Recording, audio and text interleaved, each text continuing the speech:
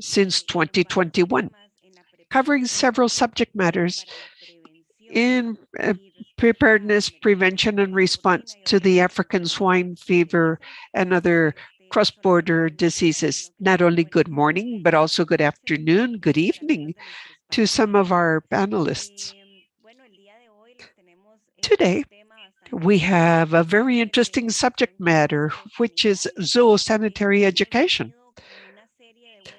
We have held a series of webinars related to communication. First, we had some webinars in risk communication, and then we moved to a crisis communication at the last webinar. And with this one, we would end this series of webinars related to communication, covering zoosanitary education. We have excellent panelists with us today that have important experiences to share from their institutions and countries. There will be 4 outstanding efforts that will speak to us about different subject matters. I would like to introduce myself first, Erika Calderon. I work for the Inter-American Institute for Cooperation on Agriculture, and we are an interagency group that works under the umbrella of GIFCAP to bring to you this series of training courses, this series of webinars, so that you can all be better prepared. And we hope it does not happen, but in the event it should, we must be prepared in times of peace for an African swine fever or any other cross-border outbreak. We are an interagency group covering several international agencies as well as regional and sub-regional at CARIVET, CAFSA, OMSA, FAO, LACAN, CBP, USDA, OIRSA, COPEC, and INCA that coordinate this interagency group. So, as in all webinars, we will be broadcasting via webcast, not only via Zoom. So we are on social media, streaming on social media, both in Spanish and Facebook, as well as in English, Portuguese, and French through YouTube. I would like to invite you so that through the chat, you can tell us where you are, the institution you are part of. And we will have a webinar where we will have a series of presentations by the experts, and at the end, a question and answer session. So please send your questions through the chat also. Without further ado, I would like to jump into the presentations today. We will hear a presentation by Cecilia Ballestero talking about general aspects of zoosanitary education. Dr. Roberto Navarro from CPA Mexico talking about Mexico's experience. Dr. Karina Zambrano, Vice President of Port Columbia, talking about the experience of zoosanitary education in the private sector, and then Liz Libiran from AgroSud, talking about teaching everyone, including methodologies and tools. So I invite you to begin to introduce yourselves via the chat, and as the presentations move on, you can pose your questions. So let us jump into the webinar for the day. We will introduce our first expert, Cecilia Ballestero. A brief introduction about her experience is that she is a specialist in communication for development, intercultural dialogue, and social inclusion. She is currently a member of the regional FAO group to collaborate with Indigenous and Afro-descendant groups. trained in social work, communication for development, social psychology, integrated approach to community issues in the territory, and education and intercultural communication. Broad experience working in the field with rural communities and indigenous peoples, facilitating dialogue with governments, organizations, and academia.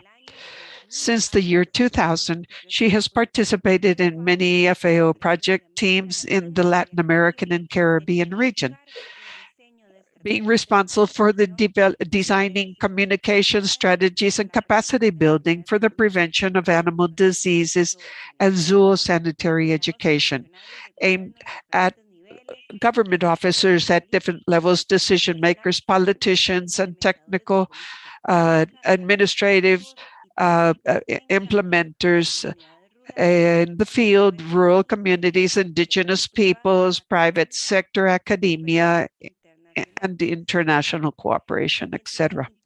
She has important experience also in major campaigns, among which we can mention regional bovine spongiform encephalopathy prevention, highly pathogenous avian influenza, sarcocytosis in South American camelids, foot and mouth disease, classical flying sweeper in forestry, climate change, agriculture, and biodiversity. With Cecilia's experience, I would like to offer her the floor to share the presentation. Go ahead, thank you. Thank you, Erica, for your introduction. I thank you very much for the invitation. I just want to make sure you can hear me clearly. Yes, thank you. Before I start sharing the presentation, allow me to say that when I was invited to speak about the general aspects and overview of zoosanitary education, the first question that arose was, well, what is an overview, a practical tool? Because everything is so unique in this case. All of us that are here is because we are interested in the subject matter. So general aspects of zoosanitary education, well, they will not be general because we will go into a bit more detail. I will talk about the working in the territories with the growers, the producers, the farmers, and how we talk with them about zoosanitary education. Do not wait until a moment of alarm where they will need to react. We want them to be as prepared as possible because we want to work with the people that live with the animals, that handle those animals. So regarding this preamble, I will now start sharing my screen. Well, let's see.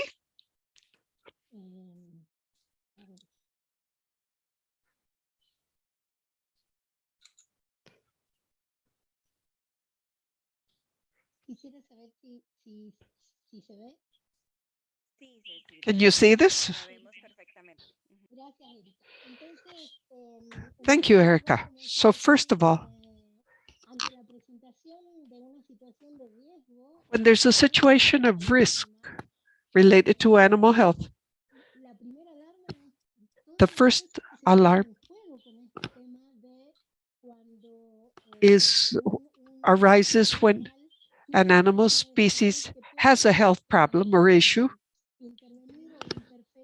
that could interfere in the normal development of individuals. And this covers matters of food security for the population, the passage of zoonosis, it affects the productive area, the human health, the political side, obviously, and policies, we will need regulations and teams. For epidemiological surveillance, there are economic elements involved also, as well as social and cultural. So in this sense, we have zoosanitary education when we want to have an influence over the risk. We want to strengthen or change a given behavior to minimize the risk. But of course, what we see is, well, we have to work with all the people. Who are all these people? All these social sectors with which we would potentially have to work on in zoosanitary education. And here we see a list of some of the sectors involved. The producers themselves, as I was saying, we see this list here.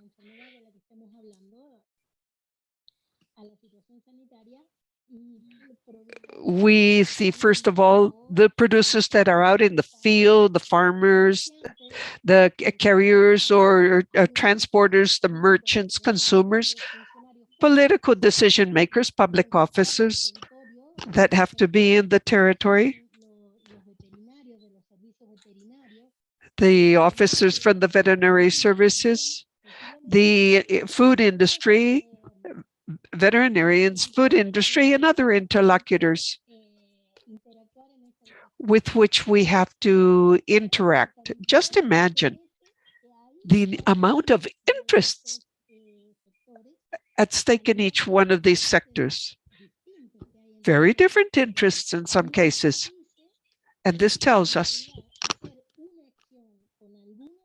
that implement one action for everyone, well, it is like trying to make one suit that has to fit everyone. This is impossible.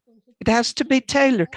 We must think of the consequences of this disease for each one of these sectors. We can realize that we cannot just have one strategy. These are not just sporadic actions. And because just zoosanitary education will not be enough. We need a much broader action. How we instill in society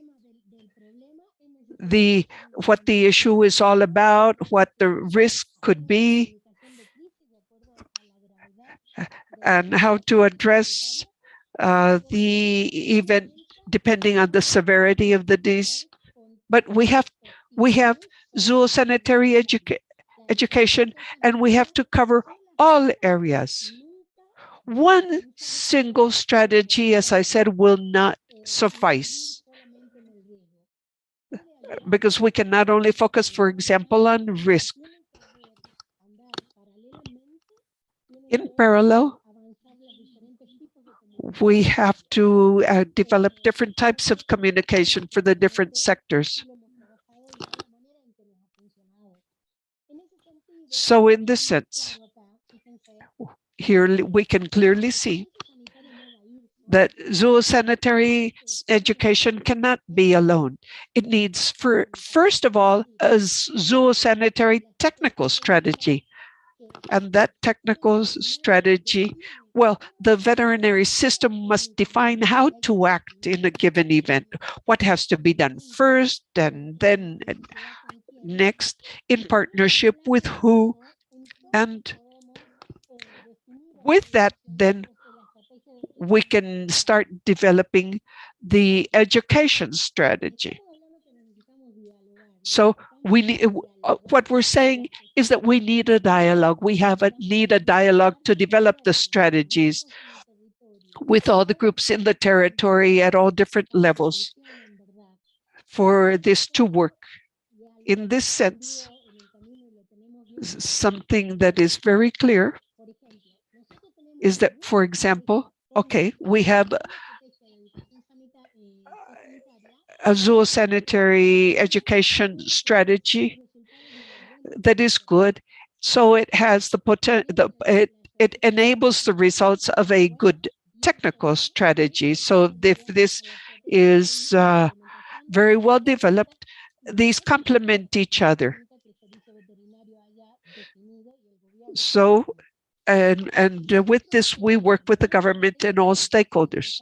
But if we have a very poor zoosanitary education strategy, well, this will not enable anything. Just the opposite. It will do away with any good technical strategy. We will never reach a good result. And I could have a very deficient technical strategy, but no matter how good my zoosanitary education is, it is not going to work. Everything has to supplement each other. Both things are necessary to have the expected results. So in this sense, evidently, we need a zoosanitary education strategy, which is very closely linked to the technical zoosanitary strategy. And for this, the strategy itself must understand in detail all the different provisions in the government or through the veterinary services that are underway to address the zoosanitary situation.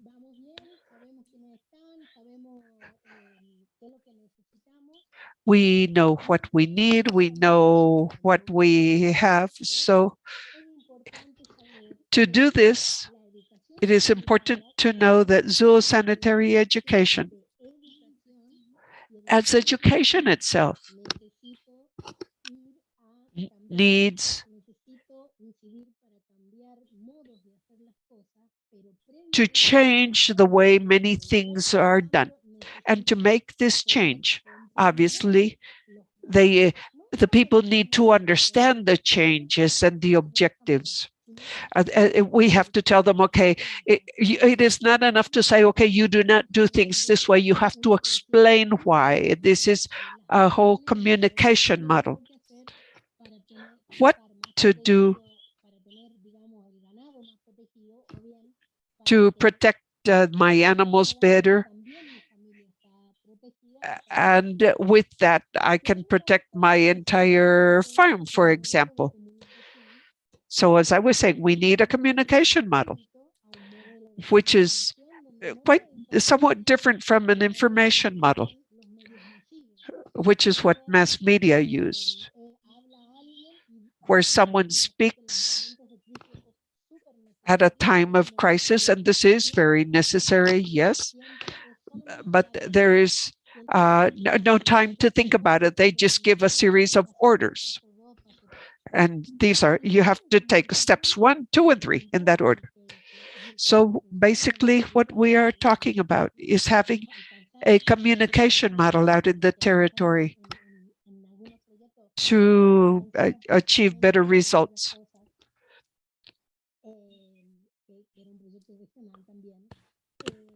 And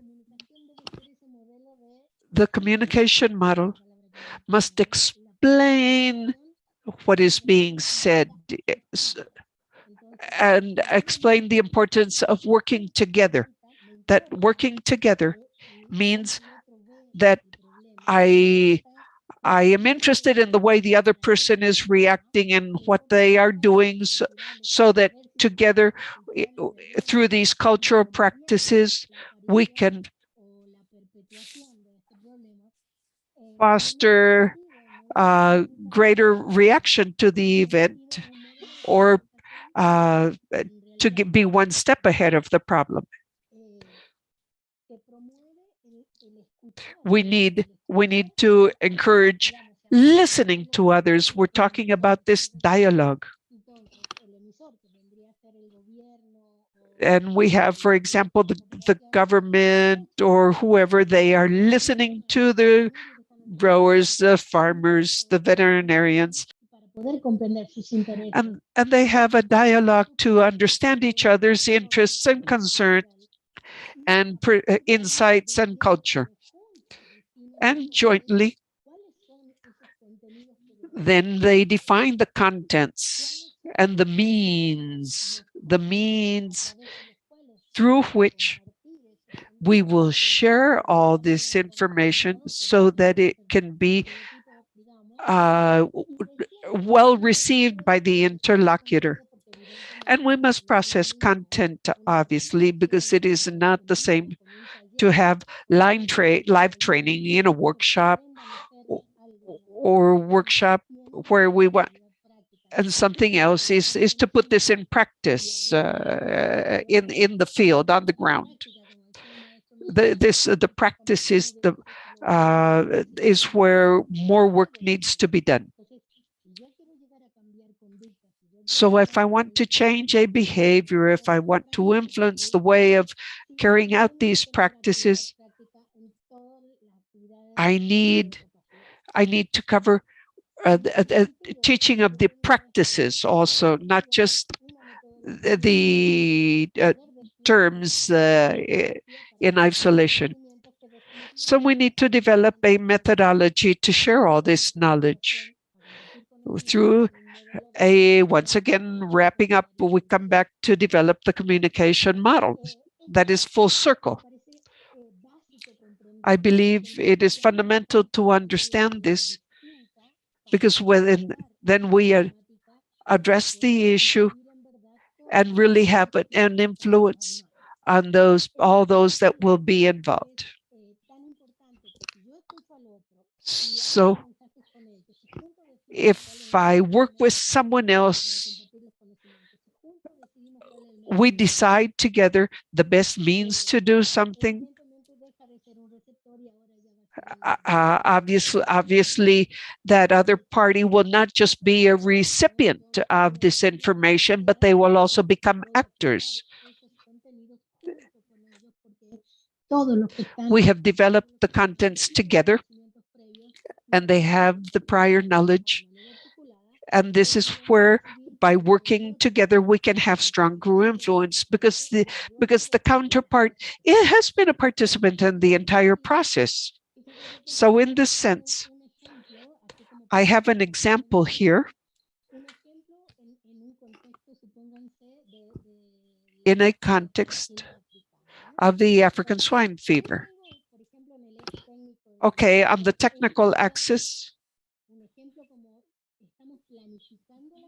this is basically the planning phase. So we have the passive epidemiological surveillance. So in a context of epidemiological surveillance, I need to immediately notify the relevant authorities. So if I have a clear objective, I begin to think, okay, who are the ones I need to notify?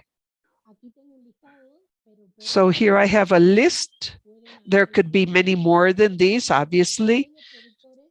We can see the different interlocutors, the small pig farmers, the larger producers also. And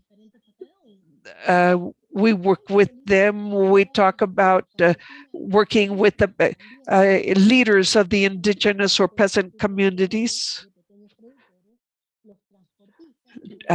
transporters, truckers, the carriers, whoever, and the professionals and technical experts in private sector. So we have to see what everyone is doing today. In the first two groups, for example, sometimes suspicious disease is reported too late. The community leaders, for example, are not very well or not strongly committed to notifying the information. And then we see the carriers or truckers and all the professional and technical private sector. There is a limited or scarce notification. There is a series of conditioning factors here to cause that behavior. So here we see in group number 1, well, they are not aware of the clinical signs of African swine fever, or they do not have a way to notify this, and that could be another conditioning factor. But we see the need to share the zoosanitary response appropriately with them.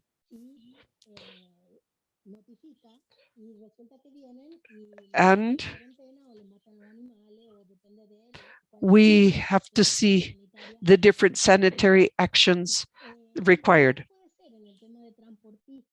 And then talking about, once again, the carriers, basically we have to create awareness of the possible and social, economic and social impact that the virus could cause if it spreads. There must be awareness, things that we can change via communication. So if there is no Wi-Fi, for example, or no telephone signal, well, they can not learn everything, but they must be taught through training courses as to that part of the education on detecting signs and signals of this, and they can carry out that first analysis. We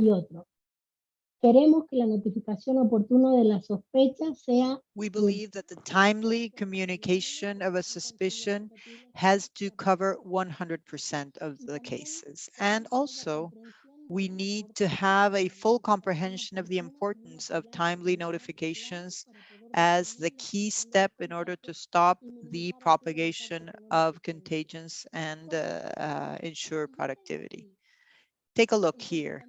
If I have current behavior, the conditioning factors, and I know why they're behaving like this, and I know what I'm expecting, then the gap, the educational gap, is that I need to share information on what the clinical signs are that will help me determine whether there is a suspicion on these animals, what is the information of the ASF program that is operating now in the hands of the government in that country. I have to promote participation. I have to be able to achieve a commitment with sanitary and health protections and raise awareness in people. I have to describe what the current regulations are, and in a timely manner, of course, and I have to be able to facilitate and report what the mechanisms are for that notification. Because here we're just defining the topic and the content, but this content, of course, if I do a crossing of this information with small-sized producers or the leaders of communities or people in charge of transportation, the way to deal with this content will be completely different and will happen in a different order, and the focus will be completely different with a completely different relevance in some of the issues. And then after that, I will decide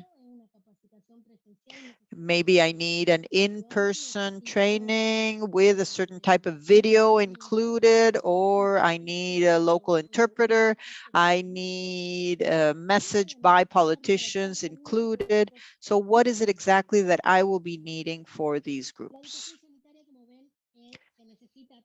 Animal health education, it requires all of this, especially a good technical strategy. So we need a lot of dialogue among the work teams. We need flexibility, personal, professional, and as a team. So that's pretty much my message. This is a little bit the general aspects of zoosanitary education, and I do hope that this was useful for all of you, and I do hope that it is useful for all of you, and I will stay around here. So if you have any questions, I thank you once again for your invitation. I really love sharing my experience, so we are here. Thank you very much, Ceci. I think it is very interesting to hear about how important good education and good communication is for the communities, for smallholder producers and producers in general, yes, to get that notification in a timely manner. So I think that this topic is something that we definitely need to take into account when it comes to communicating, when it comes to educating. If we want to obtain a good response and a good notification, and if we really want to have a good combination of all the responses in the case of the emergency, we need to have that good communication and education beforehand. Thank you very much, Ceci. Absolutely. I think that we will have questions for you later on. We have some reports here. We have some comments. Jose Wilson from the border with with Venezuela. We have Martino Perez from Senasa, Peru, from the ICA region. We have Jorge Reyes from Senasa, Honduras, Rafael Martinez from Cihuatepeque in Honduras. We have Juan Antonio Cavaleri from Aves, Uruguay.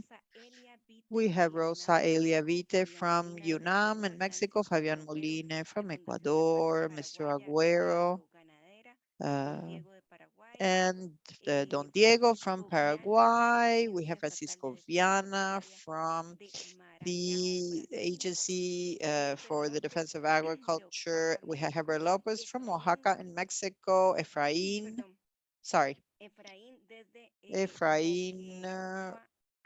from Moquegua Camales in Peru, Mr. Solano from Rocha in Bolivia. So you can see very clearly that we have a great number of participants from the different sectors, including the private and public sectors. So it is a true pleasure to have each one of you here to enlarge this community more and more every day. This community that is preparing and getting training on these topics that concern us all. Thank you very much. Let's move on to our next presentation in the hands of Dr. Navarro. Dr. Navarro, like I said before, will discuss his experience in soil sanitary education in Mexico. And after a brief presentation from Dr. Navarro,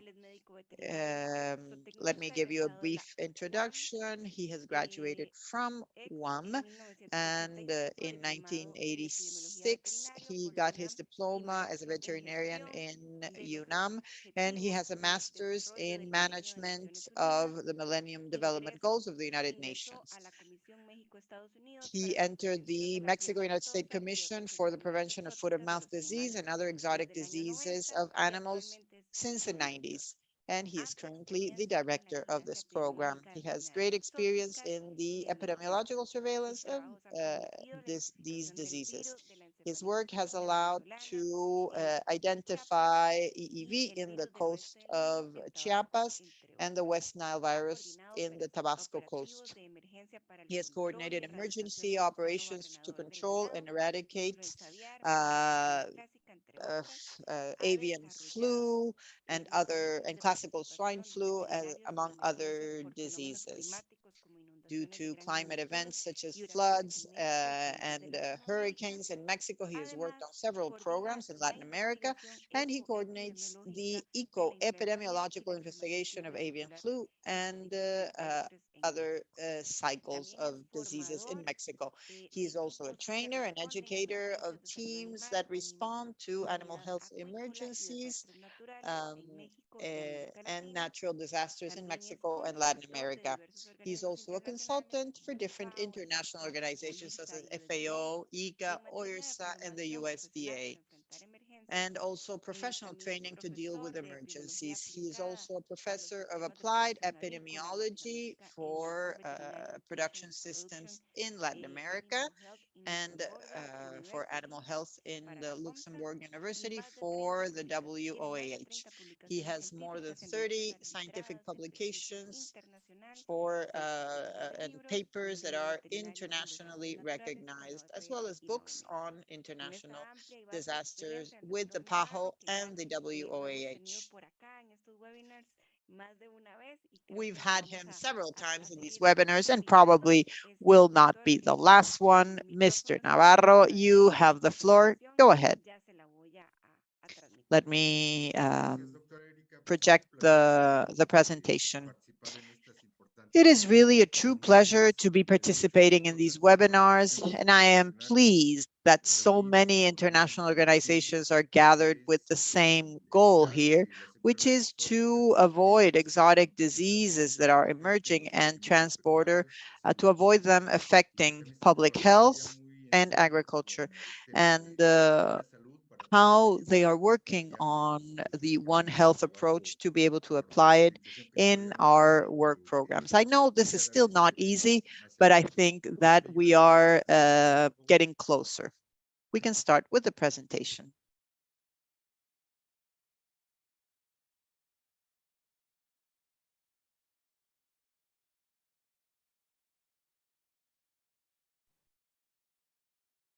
Un segundito, ya se la One paso. second, please. I have the PDF for some reason, so I'm trying to see how.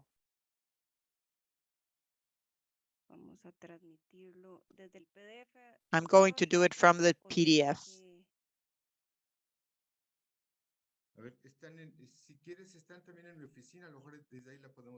Maybe at the office they can share the screen. There we go. Thank you, doctor. So who is projecting? So maybe they can put it in slideshow, full screen. There we go. Next slide, please. Dr. Ballesteros gave us an overview, a quite precise overview about zoosanitary education, which is the main component for detecting diseases that are of interest to our countries. In this slide, you can see how the emergency is managed in terms of preparing and responding in order to be able to recover ultimately. But preparation is the most important step, because without preparation, there cannot be a proper response, and even less so to recover in the short term. So what does preparation include? In addition to zoosanitary education, which is not only for veterinarians, as is maybe understood in some environments, sanitary education or animal health education is the knowledge that veterinarians must have, but also politicians, authorities, decision makers, business people, producers, of course, as was mentioned by Dr. Ballesteros, and also includes risk analysis, the development of the strategies, the development of emergency plans, training, how it will be implemented through simulations and exercises, audits, and reviews. So this is something that is quite complex, and it can take many years of work. However, it will allow us to identify opportunities such as African swine fever, and immediately respond, as we did in Mexico, with the emergency response, which is established when a disease is detected, an exotic disease that puts the livestock of the country at risk. There is also the management of crisis. Crisis management is not something that just happens haphazardly because a politician said that something needed to be done, because sometimes there is a lack of preparation. We have our OES, which is our Sanitary Emergency Operations Center, and it is managed directly by Senacica through the General Directorate of Animal Health. They are in charge of coordinating this emergency system, but we also have state-based emergency systems called state COES, with the top level authorities of each state, which are in charge of handling crisis in a state where there might be a disease. There are other institutions that participate as well. The National Intelligence Center is one of them, given the fact that these diseases are considered something related to national security. When there is a disease, businesses are affected and the industry is affected. In this case, the pork industry, which must continue its business activities at a national and international level. And this can only take place when there is appropriate planning. What I would like to emphasize here is the fact that detecting an exotic disease, in this case, African swine fever. So what is the background information? In 1988, that is 45 years ago, in Mexico, they created the sanitary regions, as well as training that was conducted as a significant element. In Article 5, they institutionalized the ongoing training programs through courses, seminars, and drills, simulations for official staff members and for them to integrate these emergency response groups.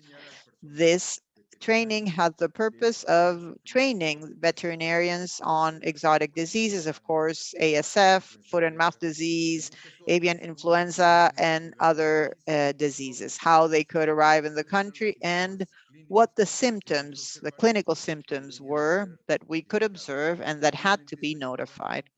Of course, this had a component, which was laboratories, which needed to be on board. And that is part of the strategy that Dr. Ballesteros already mentioned. Next slide, please. So with this information, we are not telling people, oh, you have to report an ASF case. You have to report foot and mouth disease. You have to report bovine flu. No. What we do is maintain a syndromic surveillance program where we provide education not just for veterinarians, but also for large and small producers and for those who are in veterinary pharmacies, indicating what the symptoms are that they could observe and which ones they need to report. And we call this syndrome-based surveillance or syndromic surveillance, because sometimes they see a symptom, but they don't know what disease it is. And that is to be determined at the lab. So we just explained that there is a high level of mortality and maybe they don't know the causes, neuropathies in horses or different encephalitis, high mortality in animals, and anything that they might see, they must notify, and our veterinarians conduct the proper investigation. So how do we do this? We have a group of veterinarians distributed throughout the country who are visiting the different veterinary pharmacies and farmers organizations, agricultural schools, students of veterinary medicine, and any person who may be in contact with animals and could detect a disease that could be that needs to be reported in a mandatory manner. So you can see the sign here on the right. It says, let us know, yes, notify if, and they describe the symptoms that could be observed. And if they see something that catches their attention, we have phone numbers and an information system for exotic diseases where through phones or an application called BICE, we can receive the information in real time and deal with any notification in less than 48 hours.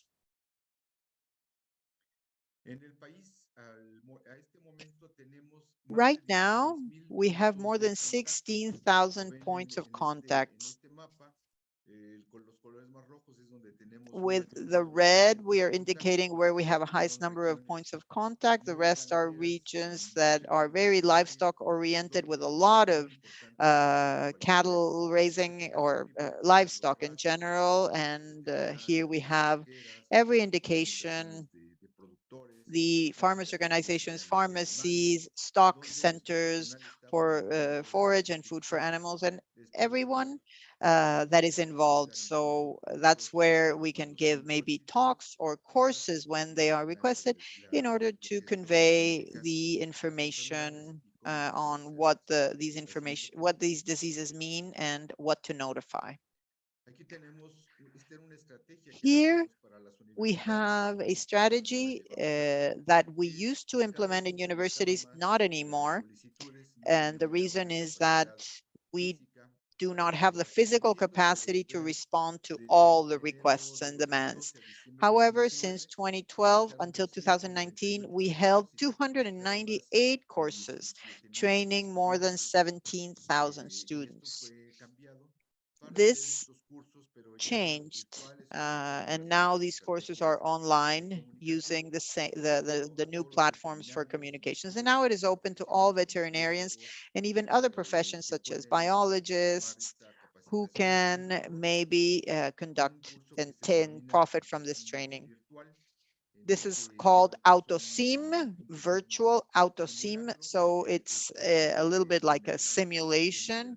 We started using it in September 2020. In March 2023, we have already offered 157 courses for 99 institutions, training nearly 6,500 participants who have been able to access a certificate that is given to them if they have a qualification that is above 7 over 10. We also had drills and simulations on animal health in the different areas. This was focusing on the type of activities that could take place, and all of them were practical. They were field simulations so that all of our emergency system could be applied. And this ended up being a mega simulation in 2019. We had a full display of our capacities at a national level. Next slide, please. During these simulations that I've mentioned, at the level of the field and the different entities since 2012 to 2023, we've conducted 27 courses with 951 participants. These participants are official staff as well as other staff from Senacica, veterinarians, from governments and of the states, and other participants, mainly from the official sector. Next slide. What you see here is the most important course that we've organized, I think, in the history of the Commission in Mexico for Animal Health. This was the ASF Mega Simulation 2019, and probably some of you participated in this simulation. We had more than 700 people in this mega simulation. We had observers, international observers, pretty much from everywhere from producers, from embassies who had questionnaires and were evaluating their emergency plan based on what they were observing in our operations center installed in our central offices. Additionally, in each of the 8 regions where the events were held, all of the resources of Senacica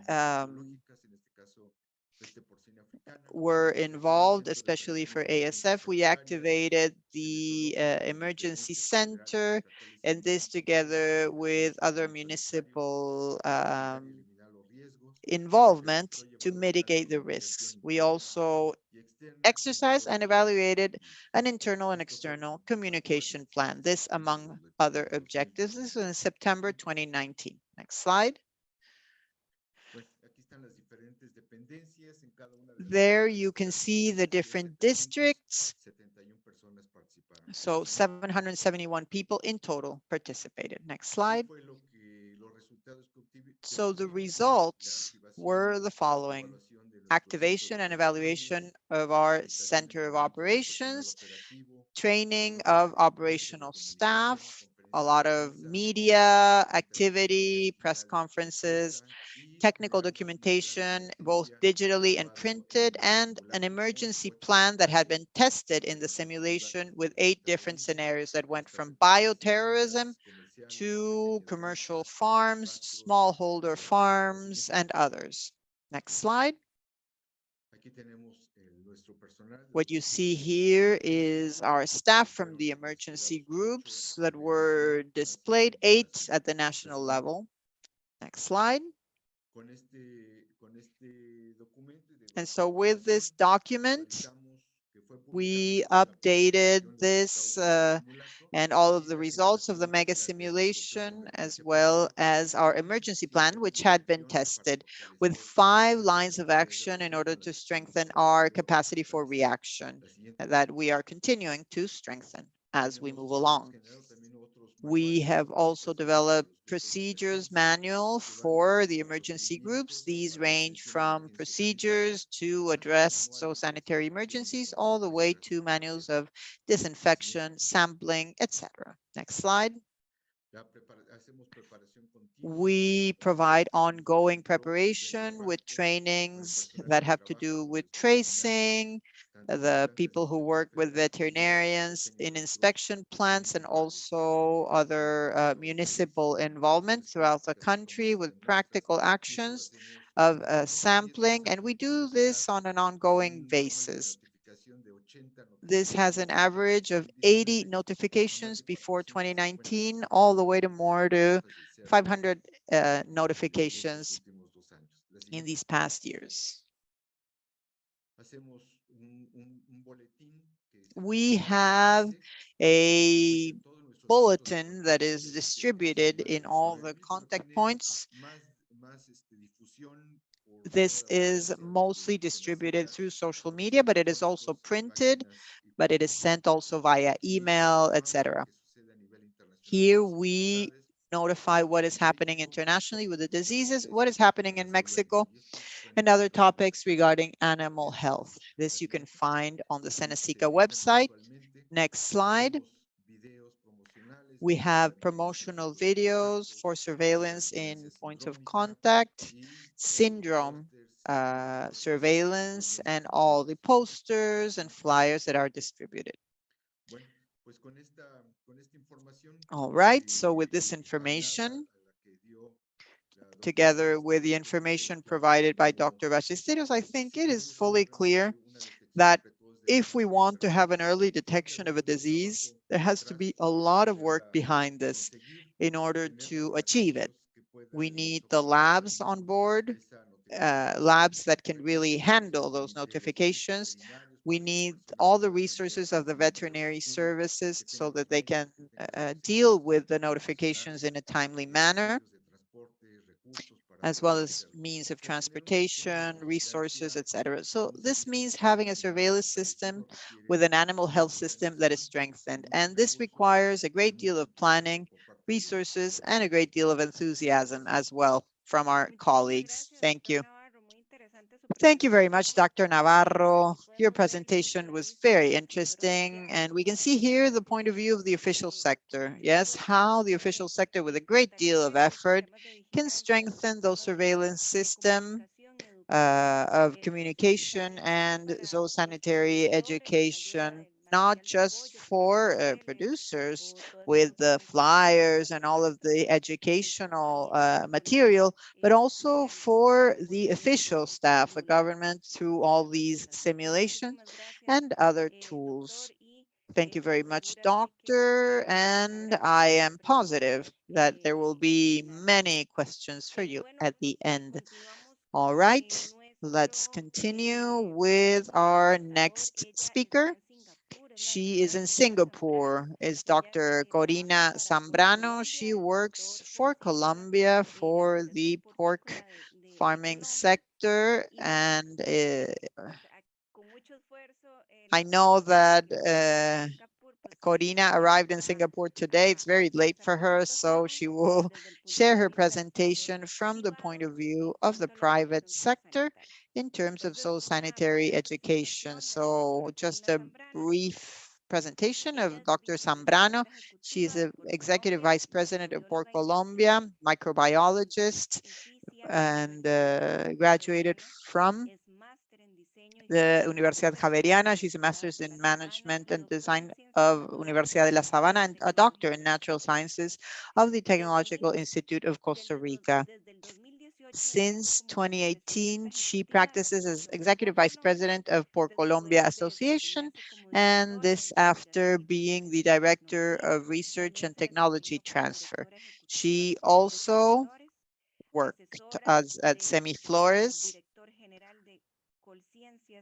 of Colciencias and the specialists in technology and innovation of the Inter-American Institute for Cooperation on Agriculture. She also works for AgroSavia, Corpoica, and other projects for the World Bank and the IDB. So with all of this introduction for Dr. Corina, we now invite you to take the floor and share your screen for your presentation. Go ahead.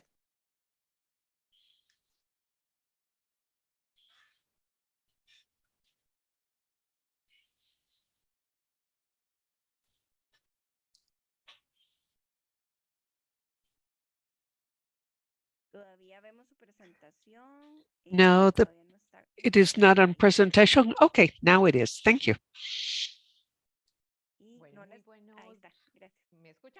Can you hear me? Yes. Okay, thank you.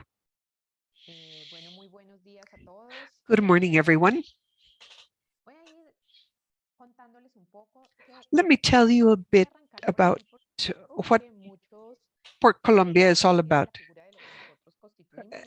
Many people do not know we are a private institution, and currently we represent the 700 formal pork raisers, farmers in Colombia. We represent about 85% of the pork meat produced in Colombia. And we are the managers of the National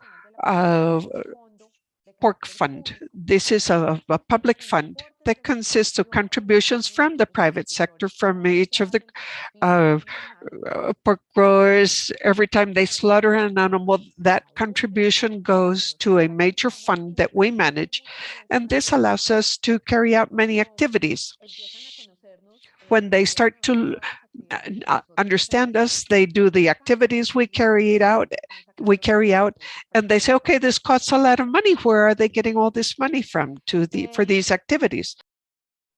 Espérame que no. Listo. Okay, here we go. Let me tell you a bit about the sanitary history in Colombia. For you to understand, when we started to work in different ways in matters related to working with pork farmers, we are the only group in this time that represents all pork farmers in the country, and this allows us to bring them together, be recognized by them. But this has not been easy. It has been a big effort to achieve or gain their trust. They believe that every action we undertake are in favor of the development of production and of sanitary protection. So the sanitary element we have divided in two lines: special controls, that includes the classical swine fever and African swine fever, and production diseases on the other hand. This timeline that we can see shows when and which major milestones we have had to control and eradicate different diseases. And each one of these diseases has required different strategies. However, many of the communication strategies have been cross-cutting because they have allowed us over common areas, as could be biosafety, for example, to strengthen simultaneously, not just for one disease, but for multiple diseases that could affect production in Colombia. So nowadays we can talk about a classical swine fever eradication program. We have 95% of production of animals in Colombia is in territory that has been recognized by OIE as free of classical swine fever. We have border areas. Remember that because of Colombia's geographic position, we have a border that are quite permeable with Venezuela and with Ecuador. In those areas, we continue with the vaccination program, but the rest of the production, particularly in Antioquia, a province located nearer to Central America, is an area that we protect a lot because that represents about 50% of our swine production.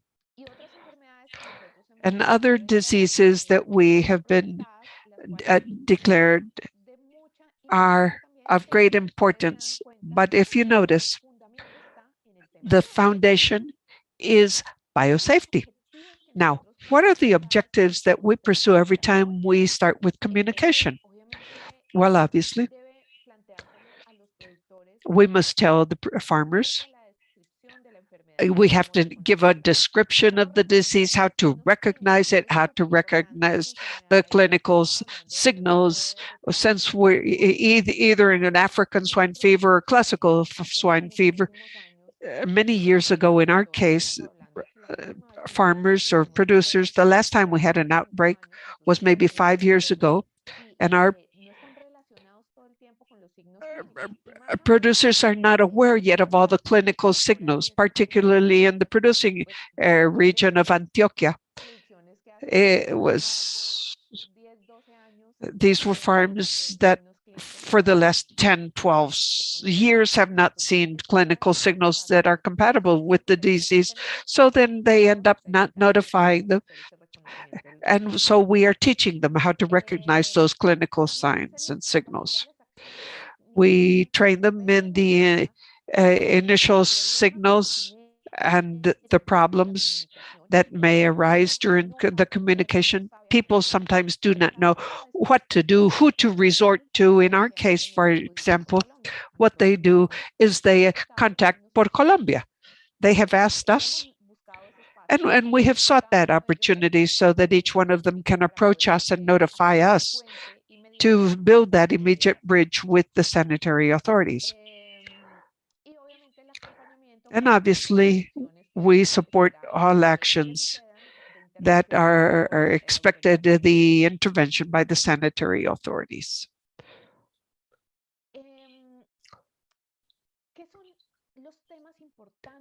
What are the major aspects that could help during an emergency? Well, inform and educate. This is fundamental. We have identified that prior education allows farmers to know how to react, how to identify the disease, to know what to do.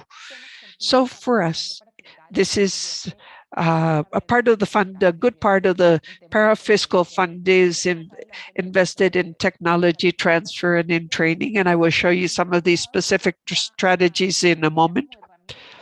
This is a tool we have been using for quite some time now. We need to seek to give them a truthful story very quickly. There's an outbreak in such a place, in such area.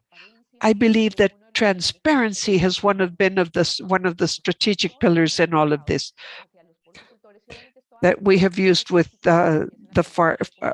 farmers. They feel the trust and they know that they can immediately contact us to notify anything. We try to cover the biggest part of the audience as possible. There is no segmentation whatsoever. This is general information. It is not something that just goes to large producers or small producers. No, the larger producers in Colombia are members of Port Colombia, but we have many small producers and farmers also. And in the end, when we see the sanitary aspects, those are the ones that need us the most, because the bigger producers have their own veterinarians and their experts and external advisors to support them. But that does not mean to say that we should ignore the small farmers. We see them instead as a possible link in the event of an outbreak, because they are at the greatest risk of making a mistake that would allow for the entry of such a disease. And this will help us prevent fear and anxiety. There are problems that can arise in the event of an outbreak or an event like this. And this makes people make mistakes. So what we seek with trained people is that they keep everything under control and that they can make informed decisions at the time of crisis. We help them correct errors in information.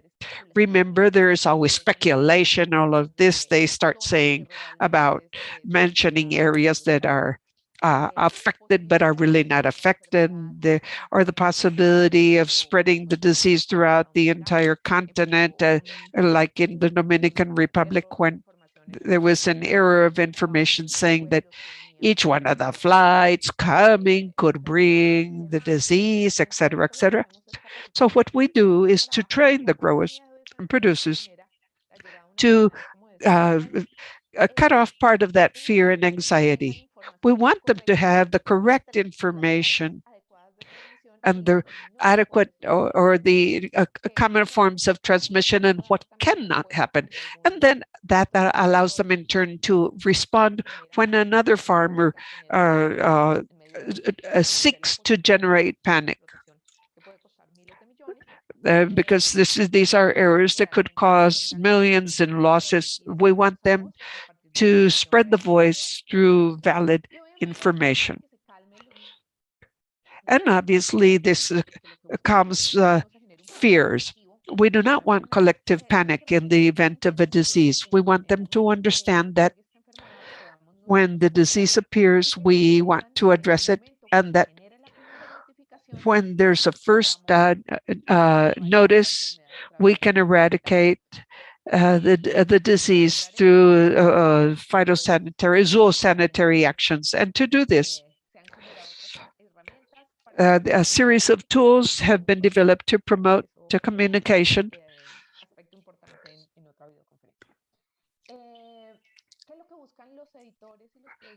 What do news producers and editors do? All those that generate the written news. Well, they want readers and observers, viewers, and people to listen. So what happens when we publish something?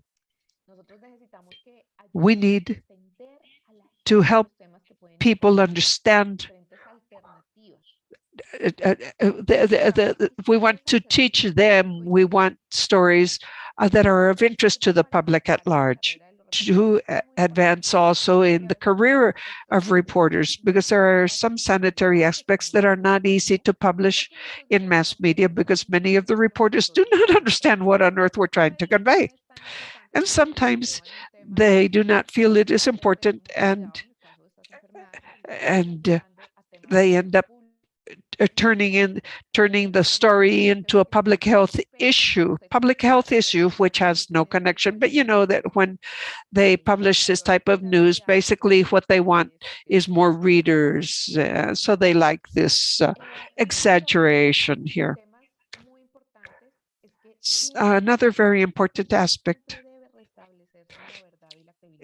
is that truth and reliability and credibility must be kept. At Port Colombia, we have a process which is step by step, where we have materials, maps, bulletins, templates with approved and revised information to publish at times of non-panic, at times where everything is peaceful, where we can look for scientific publications, and otherwise we can develop these so as to have information that we can quickly resort to. We have major and official spokespersons for the these are very important for the people in the rural areas themselves. So we contact international speakers, and I believe you know who I'm talking about, but they are specific spokespersons where we are talking about a new vaccine for ASF. So we bring that person to come and teach the farmers about the status of the vaccine. This has led to a lot of speculation, and some farmers requested for the urgent introduction of the vaccine because they heard that there was one in Vietnam. No, that was still under trial and has not yet been released to public. But since they heard it existed, they thought it had to be brought immediately to protect the population, regardless of the status of the vaccine. For us, this was very important. A spokesperson must support us in the process, in the education process, someone that they believe is credible, precisely because they can believe that person. Credibility is vital in all of this. And the example of the vaccine here, for example, we needed this to be a group decision to help them show that the decision being made was the appropriate one to not allow the entrance of the vaccine, because they decided amidst their limited knowledge or lack of knowledge that a vaccine would be the solution, without considering that the vaccine was not yet prepared for commercial use. And that possibly what would happen is it would even make the situation worse.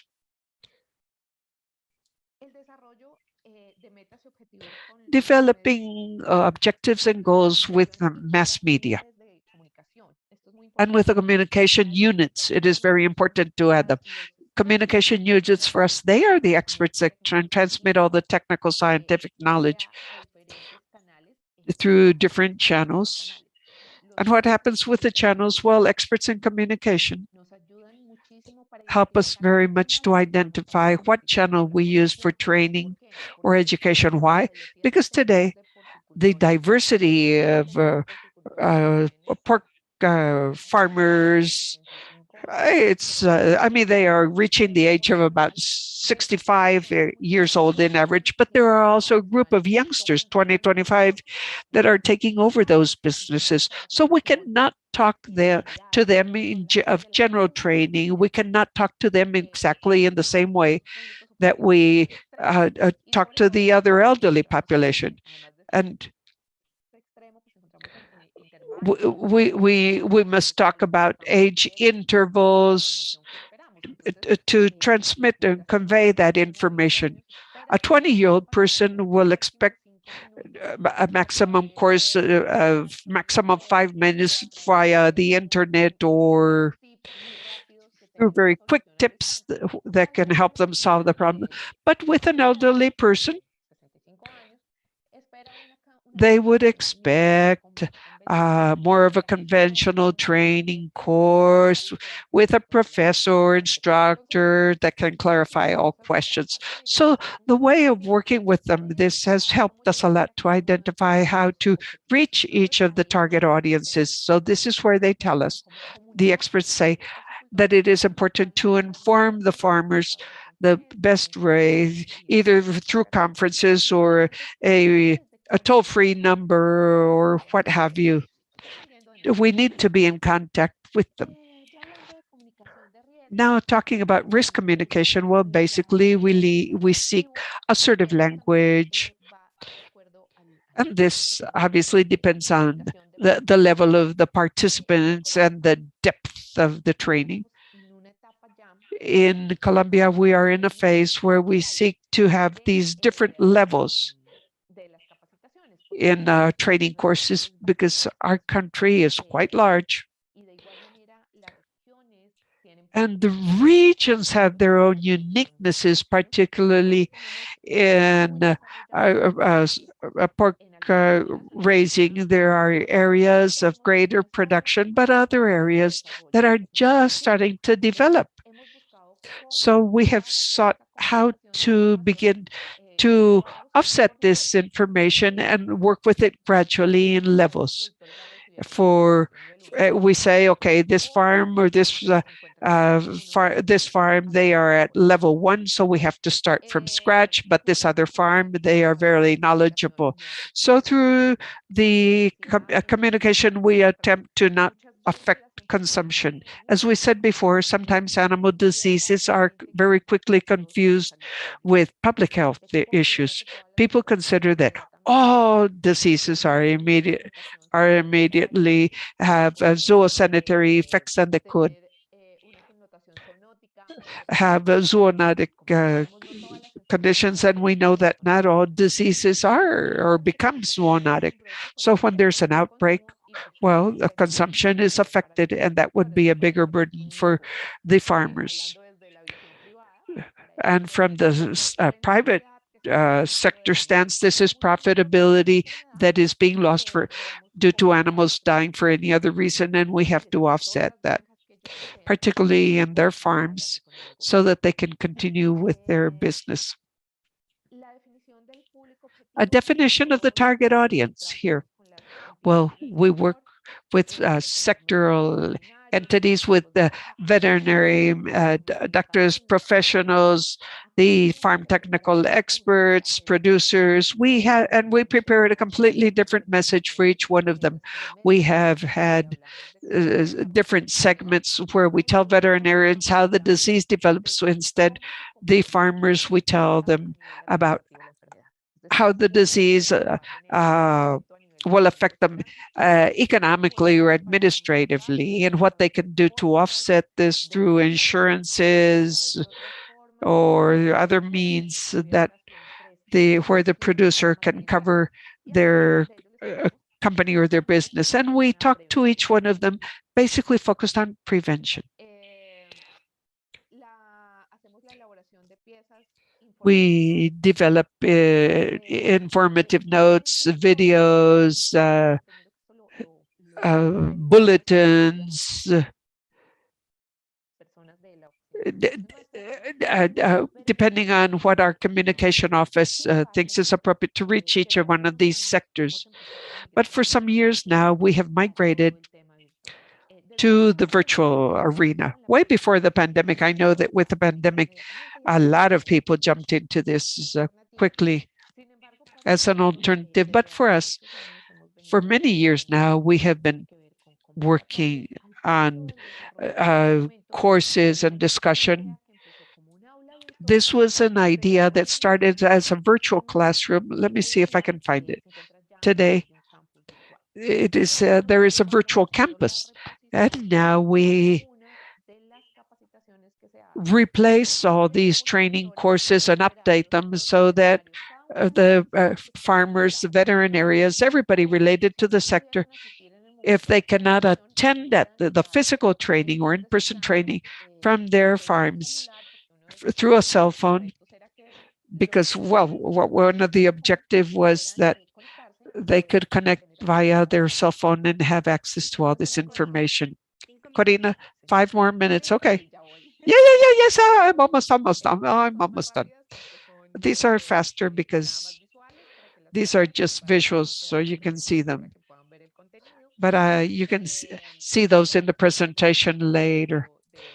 This shows how we handle food, biosafety, but basically food handling in the case of farms that are not very technical. Biosafety in transportation, for us, biosafety is fundamental. So we have developed many things here. Most of this we do hand in hand with the sanitary authorities. This is an example of a video we developed that is used at airports and land borders so that people are aware and help us.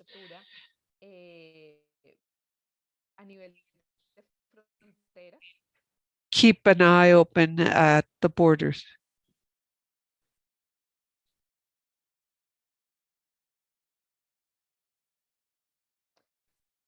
Okay, let me get ahead because of time reasons. This is the type of information that is shared with the airports to train all the people that could be in contact.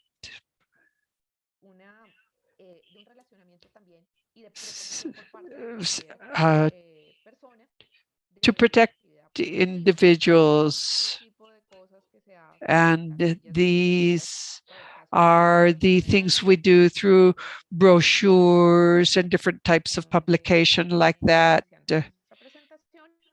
that we mentioned earlier.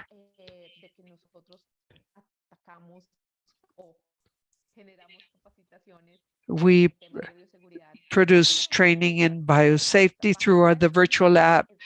Our classroom, this is open, free of charge. It's a very simple requirements. And up at the left, you can see the different subject matters available. Those that are interested is, well, feel free. This is national as well as international in scope. We want to protect, obviously, Colombia from many diseases, and we should do the same with particularly neighboring countries. And in ending, some of the lessons learned. One, as I mentioned earlier, is to create trust with the sanitary authorities. We as private sector had many of these activities. We are directly responsible for these farms. But the sanitary authorities are very important in all of this.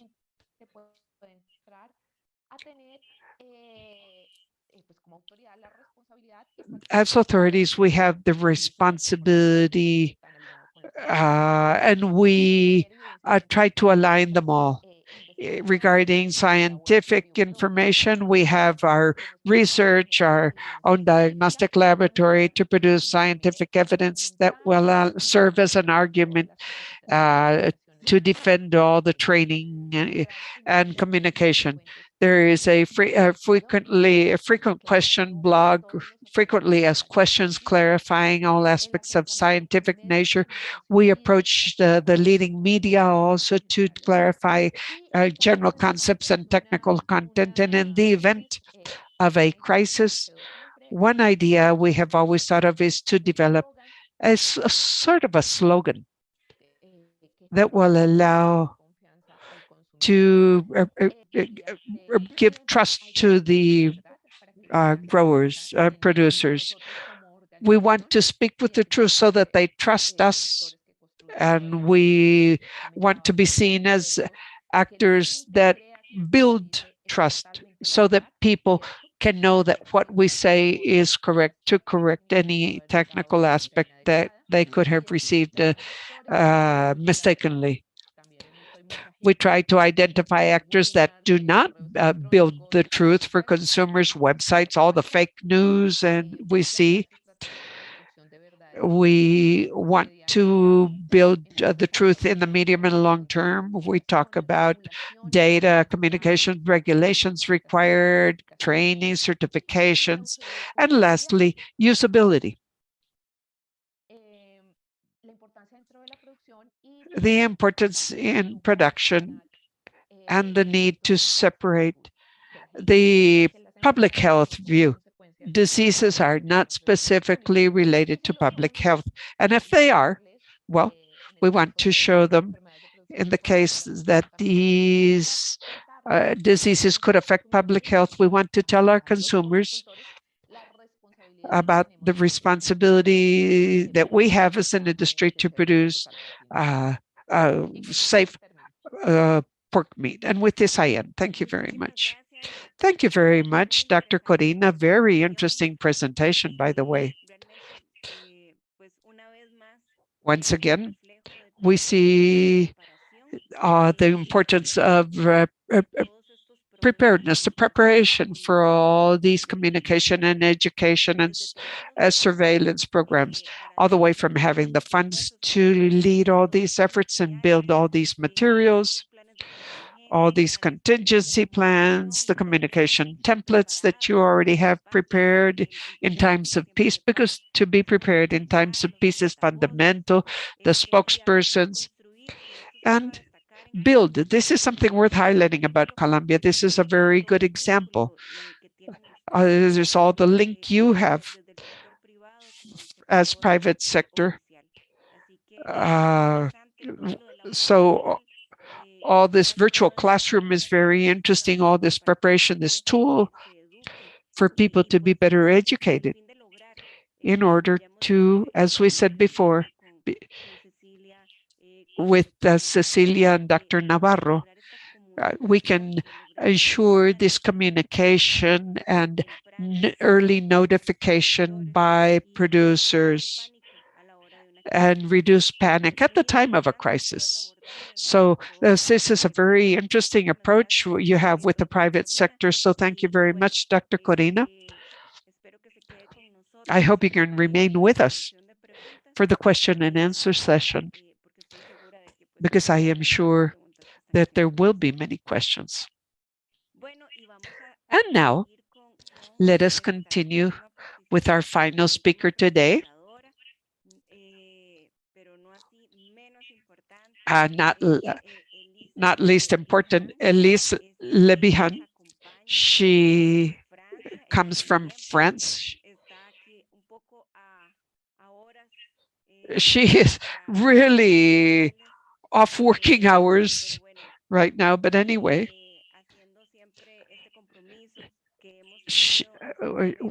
they have shown a lot of commitment all this time. Thank you very much, Elise. And a very brief introduction. She will refer to zoosanitary education from all the way from veterinarians to agricultural promoters, methodologies, and tools. A very brief introduction is that, allow me just a minute. Excuse me, Elise. Okay, here it is. She is a French agronomist and is responsible for Prisme, a training team from CIRAG, Agrovet Soup, which offers courses, master's, and international university diplomas, and develops training products for animal health objects in the South. Training engineering, e-learning, audiovisual recordings, scientific design, pedagogical games, etc. She has lived for several years in Spain, Mexico, and French Guiana. She has worked in private companies, local authorities, and government departments, and now in an international research institution. Over these 22 years of experience, she has been able to develop a special taste for the management of collaborative projects, international relations, and participative and transversal approaches, teaching and training. So with this, Elise, the floor is yours, as well as the screen, to share your presentation. Sería buenas noches, buenas tardes a todos aquí en Francia. Voy a hacer la Thank you very much. I will just do the introduction in English and in Spanish, sorry, and then I will switch to French. So as Erica said, thank you. Thank you, Erica. Thank you, everyone who invited me here.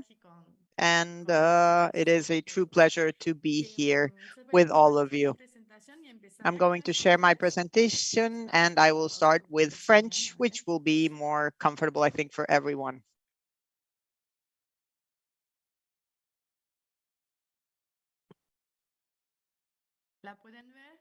Can you see it? Sí, la vemos. Yes.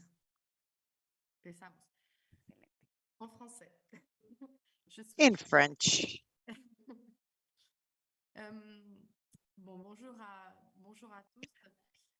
Good morning to everyone. Good afternoon. So I think that I can hear the interpreters for some reason.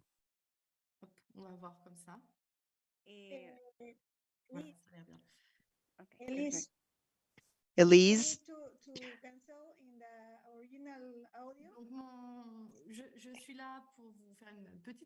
I am here to make a brief presentation on the training on animal health.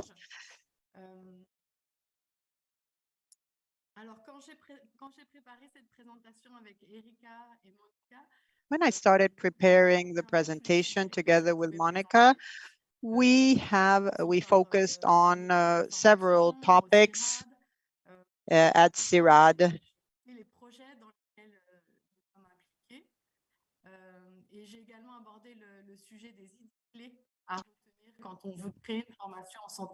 So when we need information on animal health, and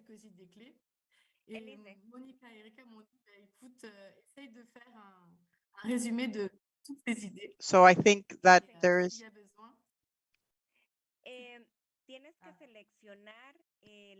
you need to select French as a channel because I think you haven't selected French. That's why you are you have to select French at the bottom of your screen.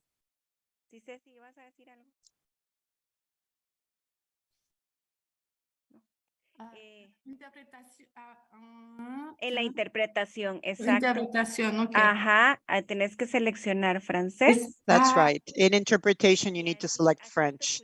That's how you won't hear yourself double. Yeah. There we go. No, it's not necessary to interrupt your sound. You just choose a French. With that, you'll be done. If you select French, then it will go smoothly. So go ahead. And now you have to share your screen again. I'm sorry.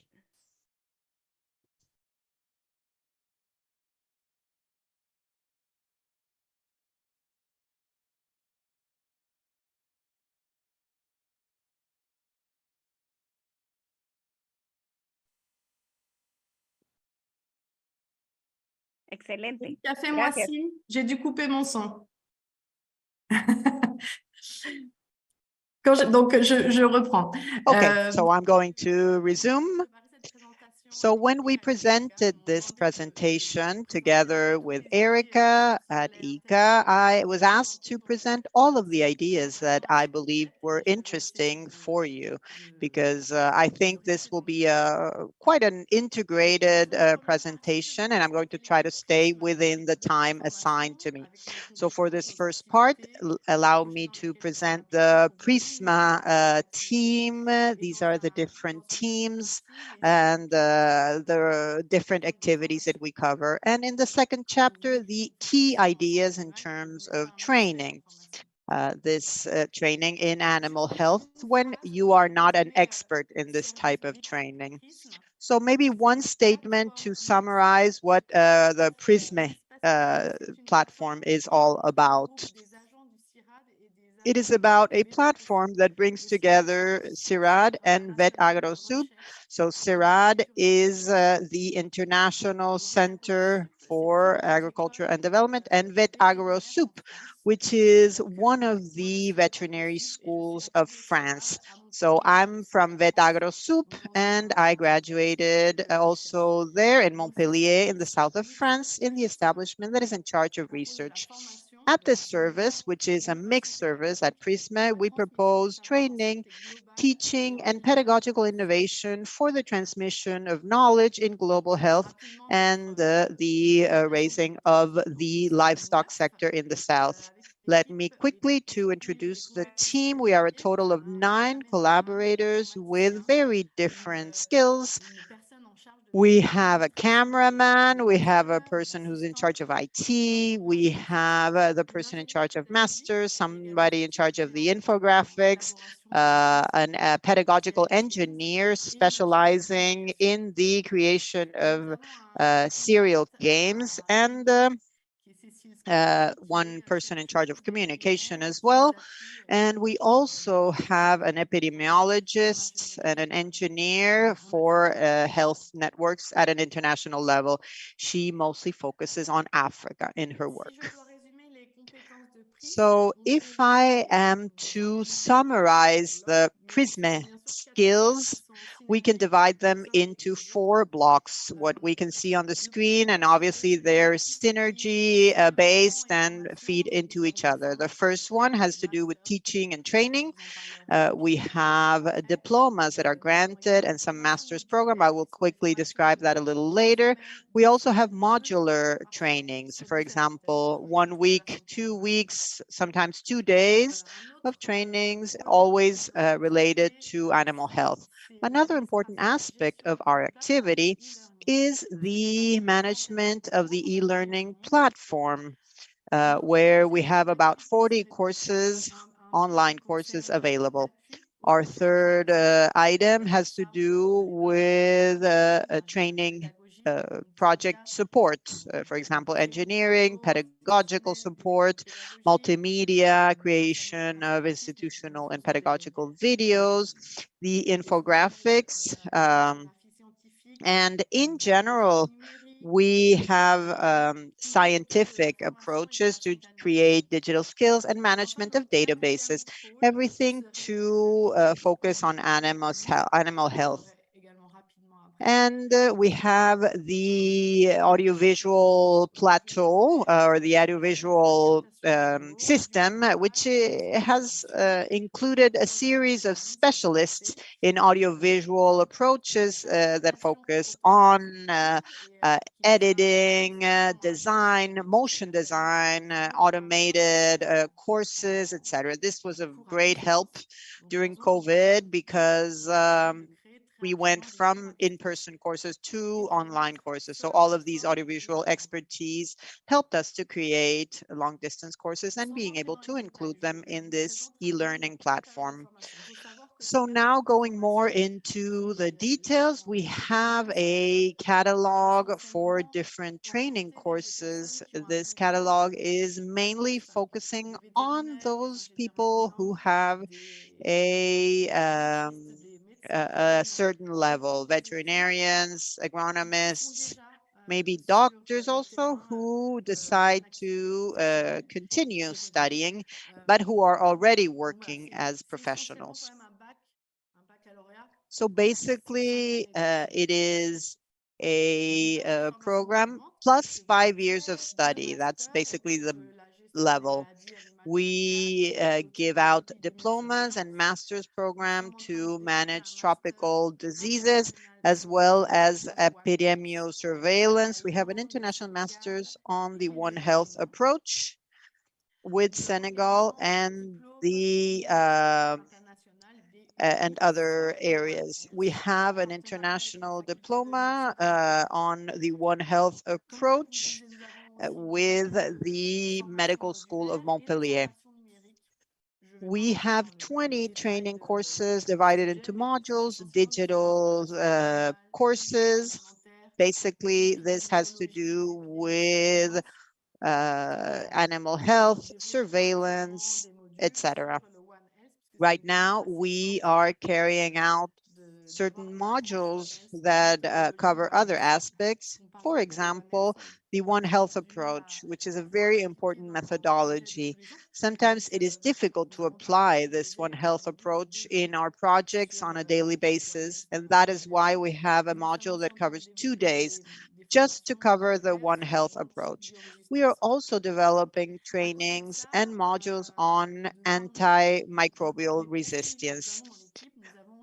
In addition to this, the profile that we have in our team allows us to provide training on databases and also trainings on pedagogical engineering, as well as the participatory methods, for example, in order to provide training and coordinate different meetings and facilitate certain meetings. Here are a few examples, certain projects that are being carried out in different parts of the planet, Africa, South Africa particularly, where we are developing a project to create training centers for para-veterinarians in Eastern Africa and Southern Africa. We are working on the One Health approach with everything that has to do with the training of future stakeholders, future actors in the One Health approach. We have tried to strengthen and enrich different university programs through the One Health approach. This both from the generation of tools, the creation of courses, to develop training courses as per the demand of universities. We also work on the e-learning for food safety. Also, the One Health approach for expertise France with a 2-day module, and ASF in Madagascar for the creation of a training course for those who are assisting in the raising of livestock. I do spend a lot of time and the WOAH is working with experts throughout the globe to build capacities in auxiliary staff, the CHWS because of their English acronym. And we work mostly on the creation of guidelines in order to recognize and provide guidelines and reinforce training. Our training platforms called Moodle will show different games. For example, the games that are used to evaluate the courses.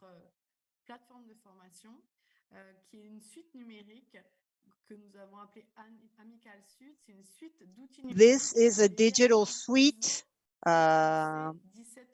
which includes different tools.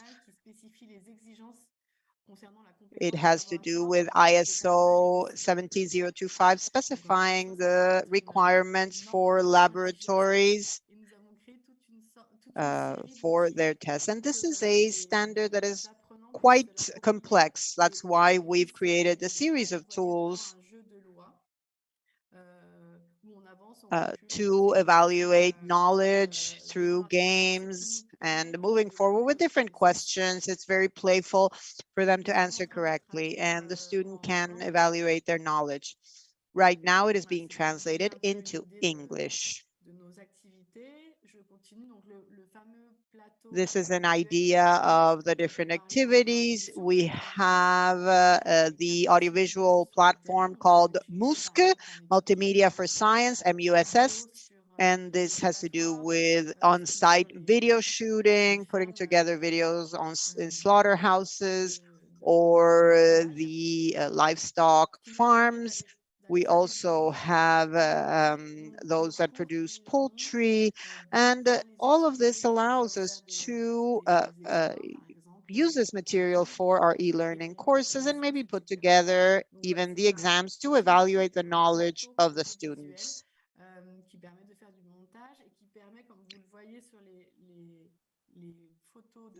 The students are in charge of acquiring all this knowledge. You can see a slide on the right that shows the courses. that are proposed by the researchers at CIRAD. There are different specialties involved with the different programs. I've already discussed infographics. Infographics have a very significant role in our team because we've created several e-learning modules, and that as a result shows different graphic lines and images, and that is part of our work. These infographics can be used for dissemination of knowledge in the general public. For example, we've created posters. We've also created different pedagogical instruments to be able to communicate this information. And this is a request of Erica to focus on this packet of information, focusing on disseminating knowledge. These are like kits, pedagogical kits on animal health. For example, for the Indian Ocean, for Senegal, these are some examples only on how to focus on the Rift Valley fever and others.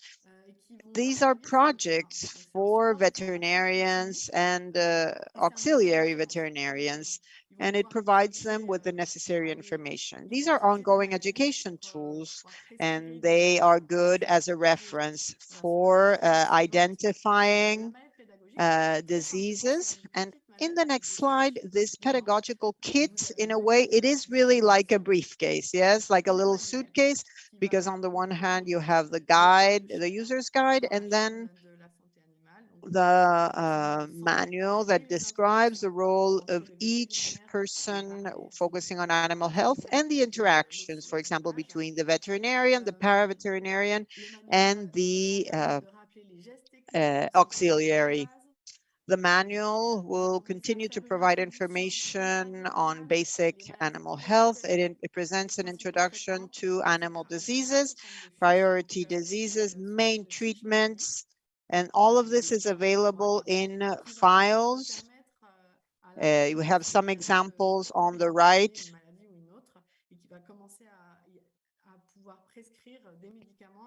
And identifying one disease versus the other, and being able to prescribe the associated medication. So in this sort of briefcase or kit, there is a pedagogical aspect that focuses on a series of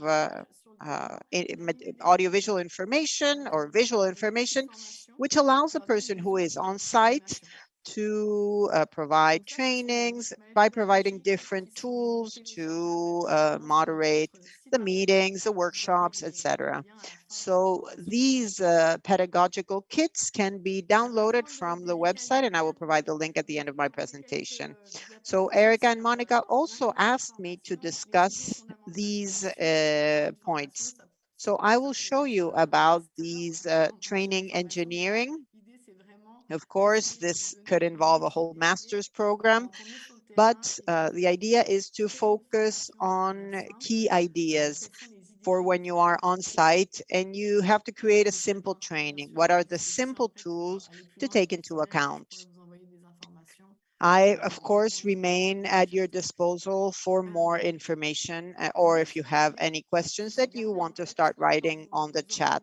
Two key ideas that is good to have in mind is, first of all, what is our target audience and what are the skills that we want to build for this audience? So the audience and the competencies on the other. And why is it important to know our target audience? Well, because we need to determine the needs of the students, taking into account their context, their origin, their language, their culture, and their education level. Of course, it is necessary to adapt the material. If you want to train auxiliaries who are not illiterate or who are illiterate, the information needs to be adapted. For example, adapting this to a person who cannot be sitting on a chair for a whole day, sitting in front of a speaker. Everything needs to be adapted to our target audience. It is therefore necessary to know our audience in order to establish the pedagogical objectives, and also choosing the outlets, the media outlets and the means of communication that we will be using for this purpose.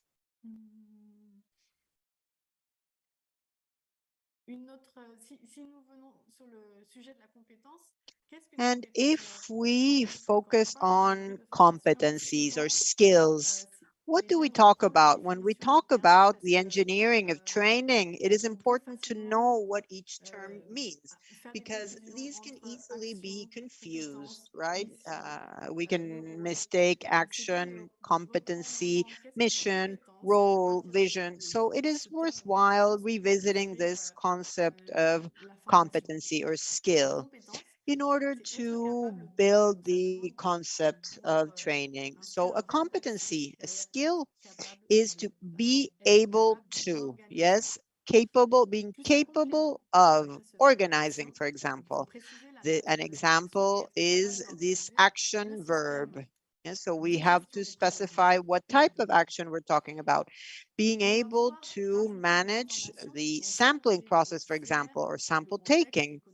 In addition, we must add information regarding beneficiaries, economic context, social geographical aspects, and being able to organize the system of data collection and being able to interpret this at the lab. Here we have the chart, which may seem a bit complex, but it is interesting to put it together when you put together a training. Start with the role and go all the way to the pedagogical objectives. When we have an auxiliary for cattle raising, there are different roles. The auxiliary has different missions. For example, participate in surveillance, address or attend to the animals in a certain way, and communicate with the producer. So for each mission, we will add a skill. And for each competency, we need to define the pedagogical objectives. Moving on to how to put together the training plan. What is the construction of a training plan? It has to do with reflecting upon how over time and within your space, how and with whom you will be including and who will participate in this training. We will have speakers, for example, or teachers, of course, students who will participate. And there may also be external staff who can provide support for logistics. It is therefore important to consider all of these human organizations that will participate and dedicate their time and their space. It is also important to adapt this to the public and the place where this training will be taking place. It is also important to choose the type of moderation. Will this be in person, online, hybrid, etc.?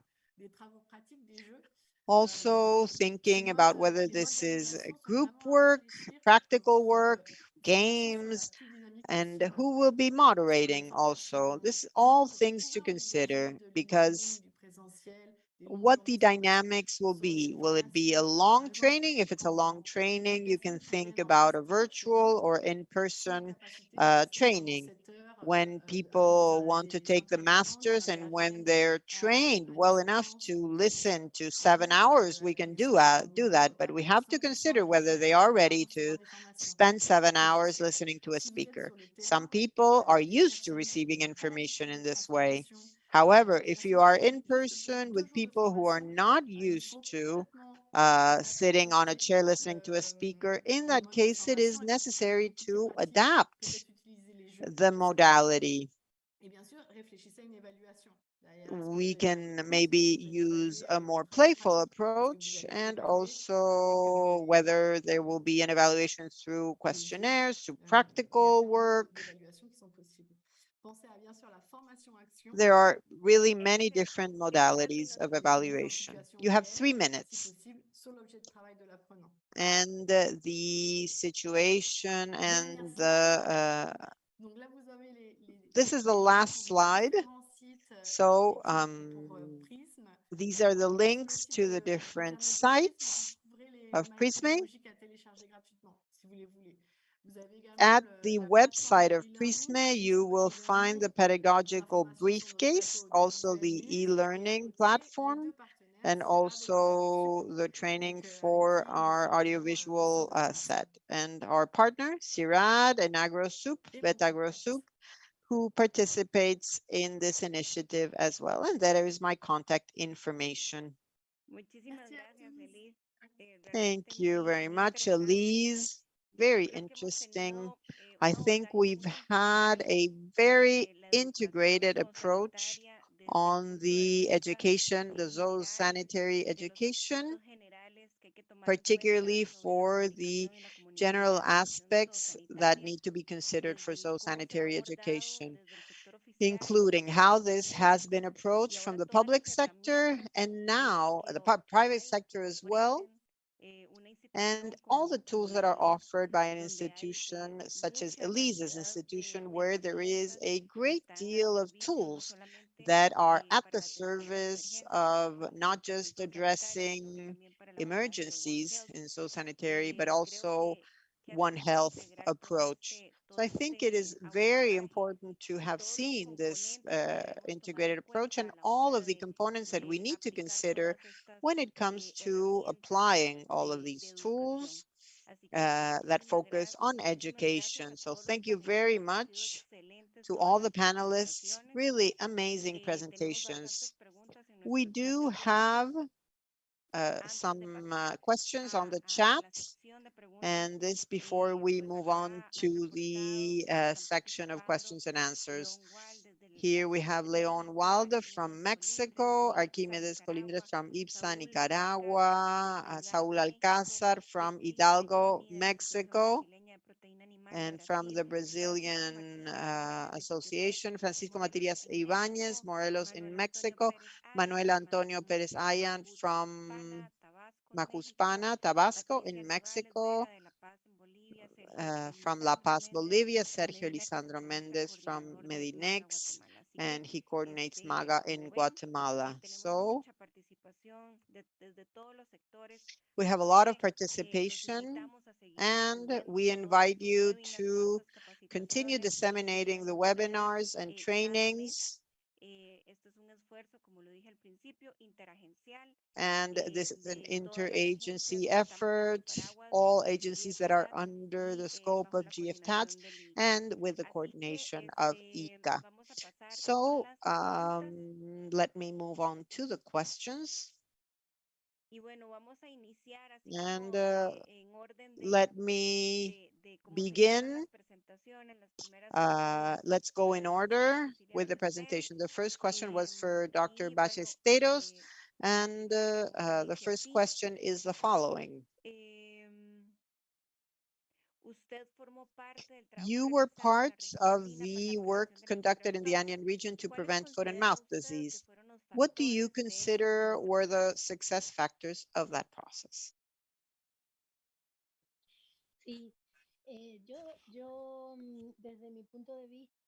Well, there were really a diversity of factors in my view. Based on this strategic aspects that were mentioned, the specialized zootechnical team, and having clear objectives is very important. Additional to these objectives, although that was a major objective, there were smaller objectives country by country, obviously, because there were countries that have different epidemiological conditions. So the objectives obviously were different. There were some countries like Colombia that at that time no longer had the foot and mouth disease, and there were countries, other countries, that had it and endemic. So there were different objectives, obviously, for each one of these countries. And particularly, one of the key points was the team of professionals, the work team, very well coordinated, an open group, open to dialogue, flexible team. And this helped collaborative work with the country teams, those of the governments, because, I mean, the diseases do not respect borders. So I make a big effort to handle my disease or contain the disease, but my neighbor does not make the same effort. I'm not going very far. So openness, transparency among countries, collaboration among countries was fundamental at a central level and on the ground. And as was mentioned before, there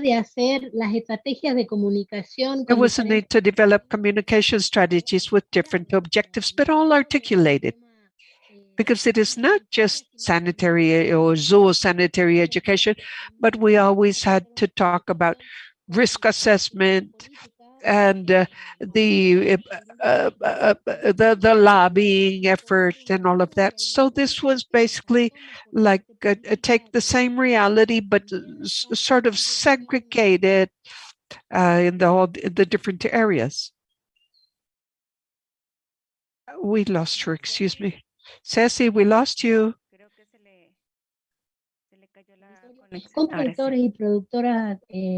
Okay, now she's back.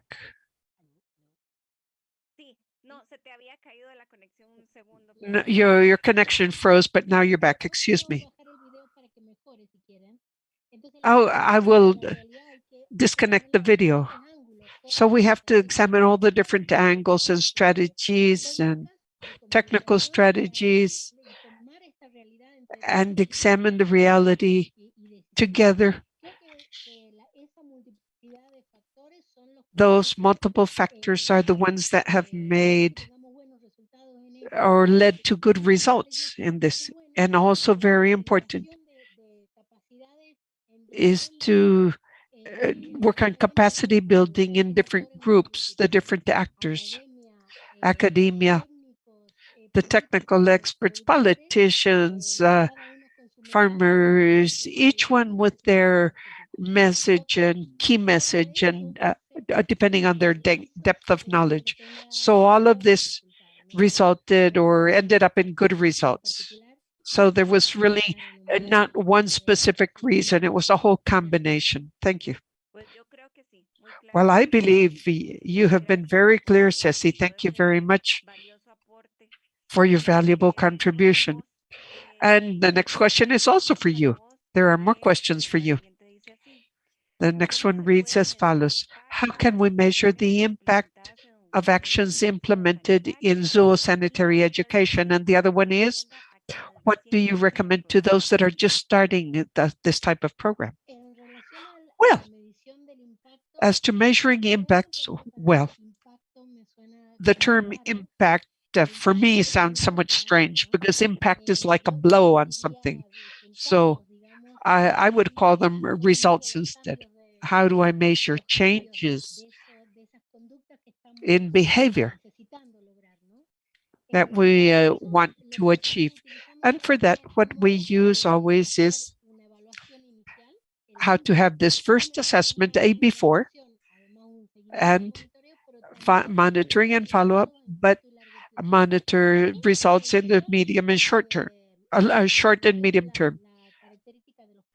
And understanding the characteristics of the projects that have a starting point and an ending point, all this type of measurement, we have to think in advance to generate the capacities and mechanisms in the veterinary services or in the government agencies or offices responsible for that in the countries, because they are the ones that need to measure this.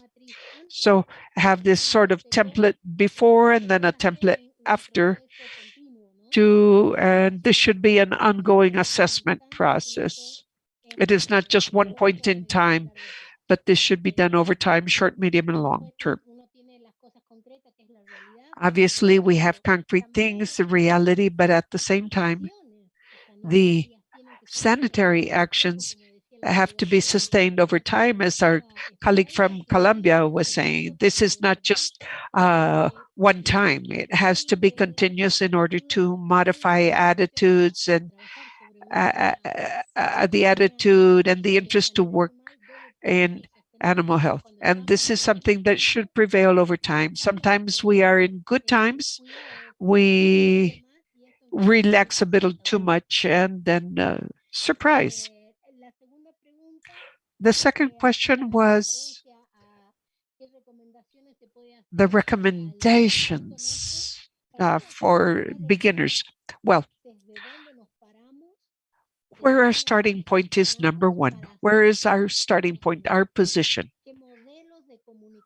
What communication models will we have? It is not the same as we were saying at the beginning, and focus on a vertical model and then move to listening to others or responding to others and move to that other model. So that is fundamental in my view, and we must understand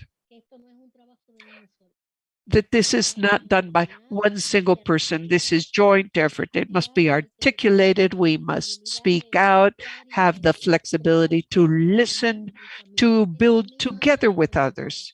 This is something we must do together. COVID taught us this. By ourselves, we go nowhere. We must all take the same measures. We must agree. And if we do not agree how to do it, we won't go very far.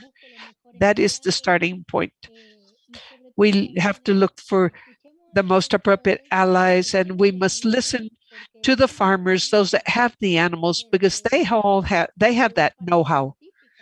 The scientific side and the academic side and the political side do not have that. They have that all expertise, that know-how.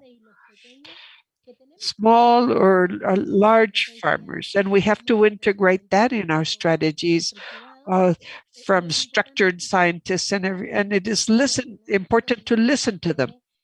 And so that is my message, I guess. This is a bit of work for everyone. Very well said, Ceci. Thank you. This is certainly integrated work with all the relevant stakeholders. So thank you. This is a joint effort. Now, down the same lines, well, Dr. McAllister Tafur is asking for the presentation. He had a very similar question to the previous one, so I believe that has been responded. I believe, no, that was the last question for the time being for Ceci, because now Dr. Tafur is asking Dr. Navarro. Congratulations also for your conference. Excellent presentations by everyone. I would like to ask Dr. Navarro if on the AutoSIM platform you have included aquatic animals and or aquaculture. No? Thank you. Thank you, Dr. McAllister. No, in this course, we only talk about terrestrial animals. Perfect, thank you. Dr. Navarro, another question for you. How can we bring on board the more distant communities or communities that are a bit more reluctant to participate in drills? Well, the staff of the indigenous communities, we do not involve them in drills. Drills are for the official staff that is going to respond. Our staff in the field is spread out through the entire country, and many of them precisely get to work in indigenous areas with the native people, and they are always in communication with the authorities to explain what we want of them. And if they can give presentations that could be very simple, but with the objective of seeking early notification of any of these diseases.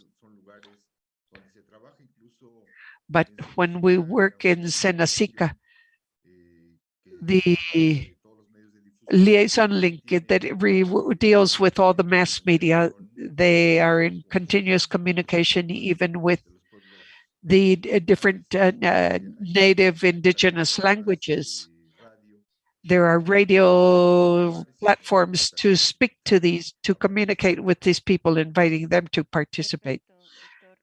Thank you very much. The next question, it says, could you share some difficult experiences on zoosanitary education and how you overcame that? Well, one difficult situation, I really could not. I don't think we have had a difficult situation because we continue to talk about preparedness and convince, for example, the poultry industry, for example, with the avian influenza. Well, as to why it is important to meet the national emergency program, that helps a lot with the organization Opormex that you know very well, very similar to the one we heard from in Colombia. And with them, we have meetings. We talk about the importance of learning, warning, and the need to trust the authorities, what we gain with early diagnosis of a disease to not have to coexist with it, because the repercussions in trade and international trade will be significant. So that is complicated. When I put myself in the shoes of a producer that may say, okay, this disease can bring everything to an end, and if it affects me, I better sell the remainder before all my animals die. But that would be the worst decision to be made. The same with veterinarians that work in the pork industry as to why it is important to report diseases instead of hiding them, because this will have an impact on the status of the country. Yes, very good. Thank you very much, Doctor. The next question, also from Dr. Tafuri, is aimed at Dr. Zambrano. He congratulates you for the presentation, the effort to join us. And could you please share in general terms the strategies implemented by Colombia to favor notification of diseases, including African swine fever?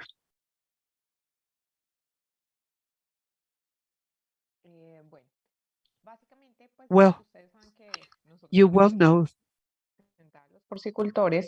that with the fund, we also have a compensation fund.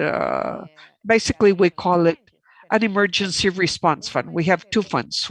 One is for the classical swine fever that obviously allows us in the event of an emergency. So we have the permanent eradication plan, and that one allows us to compensate for those animals that may be sacrificed, and the same with the African swine fever. So what we have sought, because there are not enough funds, obviously, to pay what would correspond to entire production in a country. These are too many animals in our case.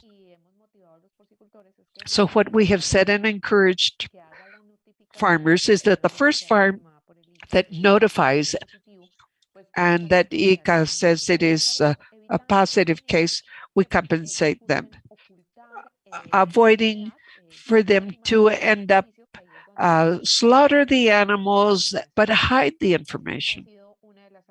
So this has been one tool, and the other tools we have used are, for example, sanitary insurance policy.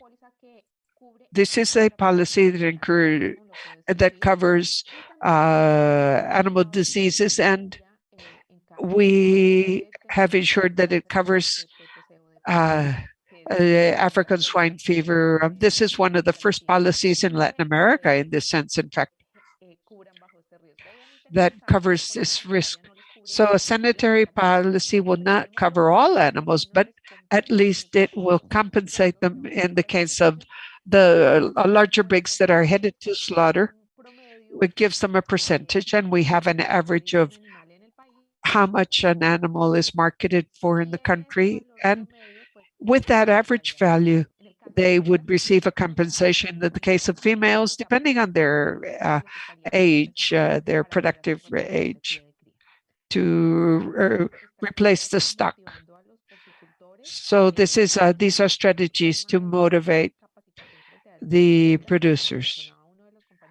And as one of the colleagues was saying, drills are very important for the sanitary authority to quickly respond to the calls made by producers. And a fundamental element is the capacity to respond to a diagnosis, to have the ability to get a response, because here we can lose credibility. It is important to maintain credibility among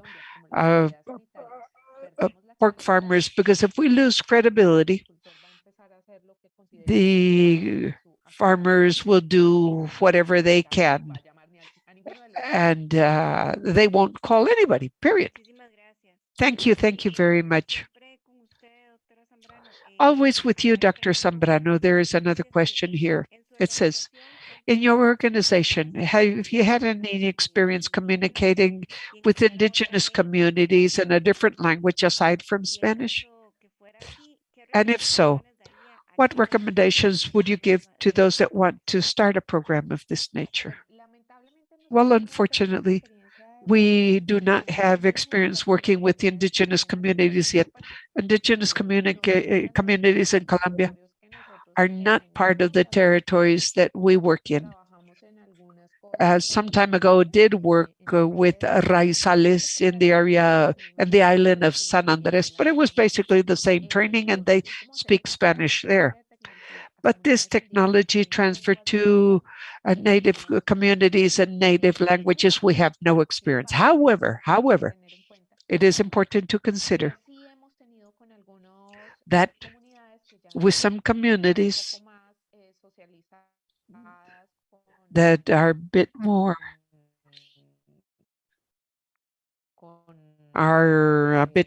aware of, well, we have a couple of specific cases, and we have been working with these communities quite closely. So the recommendation in this case would be to adopt cultural practices. In the circumstances, we said that in the case of what cultural practices they were that were causing the spread of the disease in the population, because it was difficult to talk about the different standards as part of the interaction. So we identified this, and we needed to find a way to cut off that cycle to ensure continuity. But anyway, these are specific cultural practices. Oh, yes, and in some cases, we work with some communities that are not indigenous communities, but they are an isolated community. So we cannot just come in and drop in a parachute and say, okay, I have all the full knowledge. We have to see what they are doing and how to gradually modify their behavior.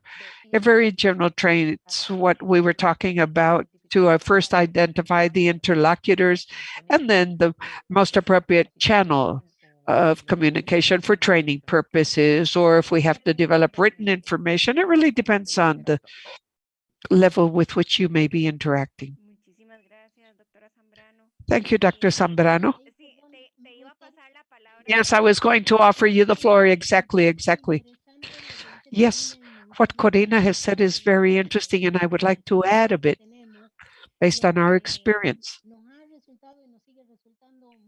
What has been very good for us is to work with people from the community, themselves, where aside from their mother tongue, they can also speak Spanish. So we work with them and they pass on the knowledge in their local language, because well, we say 20 words and they have one single concept that is much more encompassing of their reality than what we have in our mindset. And we need so many words to say what you say in just one. So oftentimes we need to connect with someone specific within the community itself that speaks their language and that has their cosmovision. And that has been very good. So it is good to share knowledge with these people. First of all, as Corina said, we need to culturally understand their practices, what they do, how they do it, why they do it that way, and then come up with a proposal, not the technical how, but the why. It would be better to do it in a different manner. So that was what I wanted to add to this very interesting question. Thank you. Thank you very much, Cecilia. Very good contribution. Thank you very much, Dr. Zambrano. Let us continue with the next question. Unfortunately, Elise had to leave, but the questions you have for her here, we will pass on to her later. Cecilia, this is for you, and it says, what is your view on the implementation of ECA, the field school? Greetings from Oxapampa, Peru.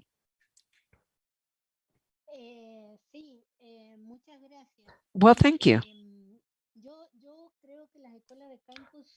I believe that field schools are a resource which is very accurate in certain contexts. I have been able to work there in the Amazonian region in Peru and in field schools, working particularly with cocoa. But these are very good resources, a very good work methodology. They have very, very good communication models, particularly if those that implement the field school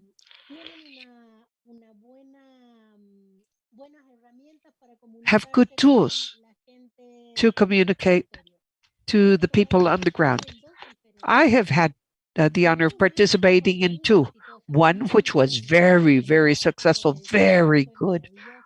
It was wonderful.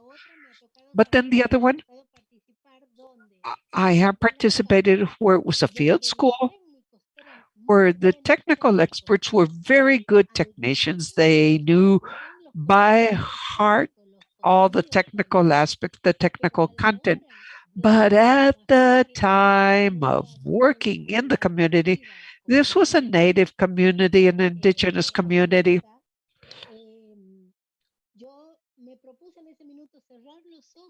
I decided to close my eyes to see the difference. And if I could understand straight out the training they were giving, evidently there was an intercultural issue that was not being implemented appropriately, because it was a community that spoke its native language and that has the reality of living in the jungle. And for me, what I was listening to them say, this is training that I could give in Santiago de Chile or in Mexico City, because that training, I mean, we could understand what they were saying, but interculturally, it was not taken down to the ground. There were no local examples, no local concepts.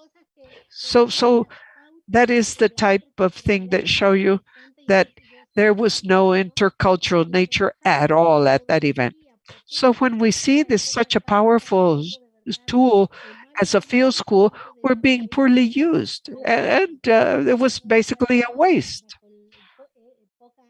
And just imagine in those areas, all with all the heat and little area, basically the participants lost interest.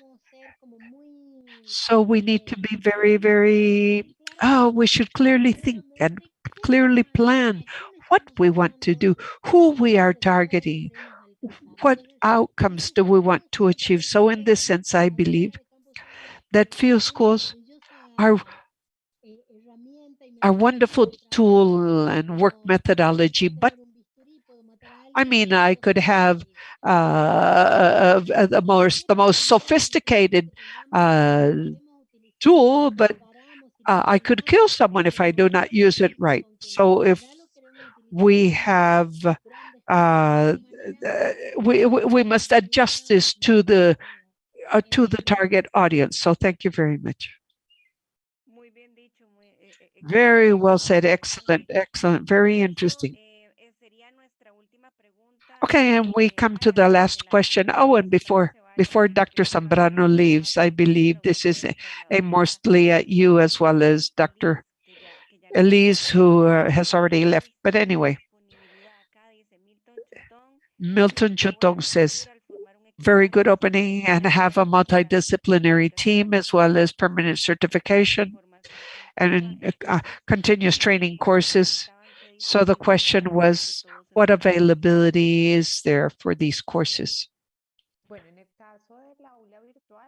Well, in the virtual classroom, as I said, all you have to do is visit our website, www.portcolumbia.co, and you can look for the virtual classroom, Aula Virtual.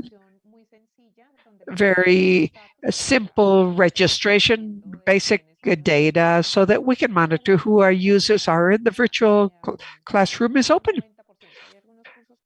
There are a few courses that are reserved because these are paid courses or because we have certain copyright or agreements with organizations like ICA, with OIRSA, excuse me. So that information is there. There are many documents that you can download to the brochures regarding diseases. All of this is open information, open to use. Thank you. Thank you.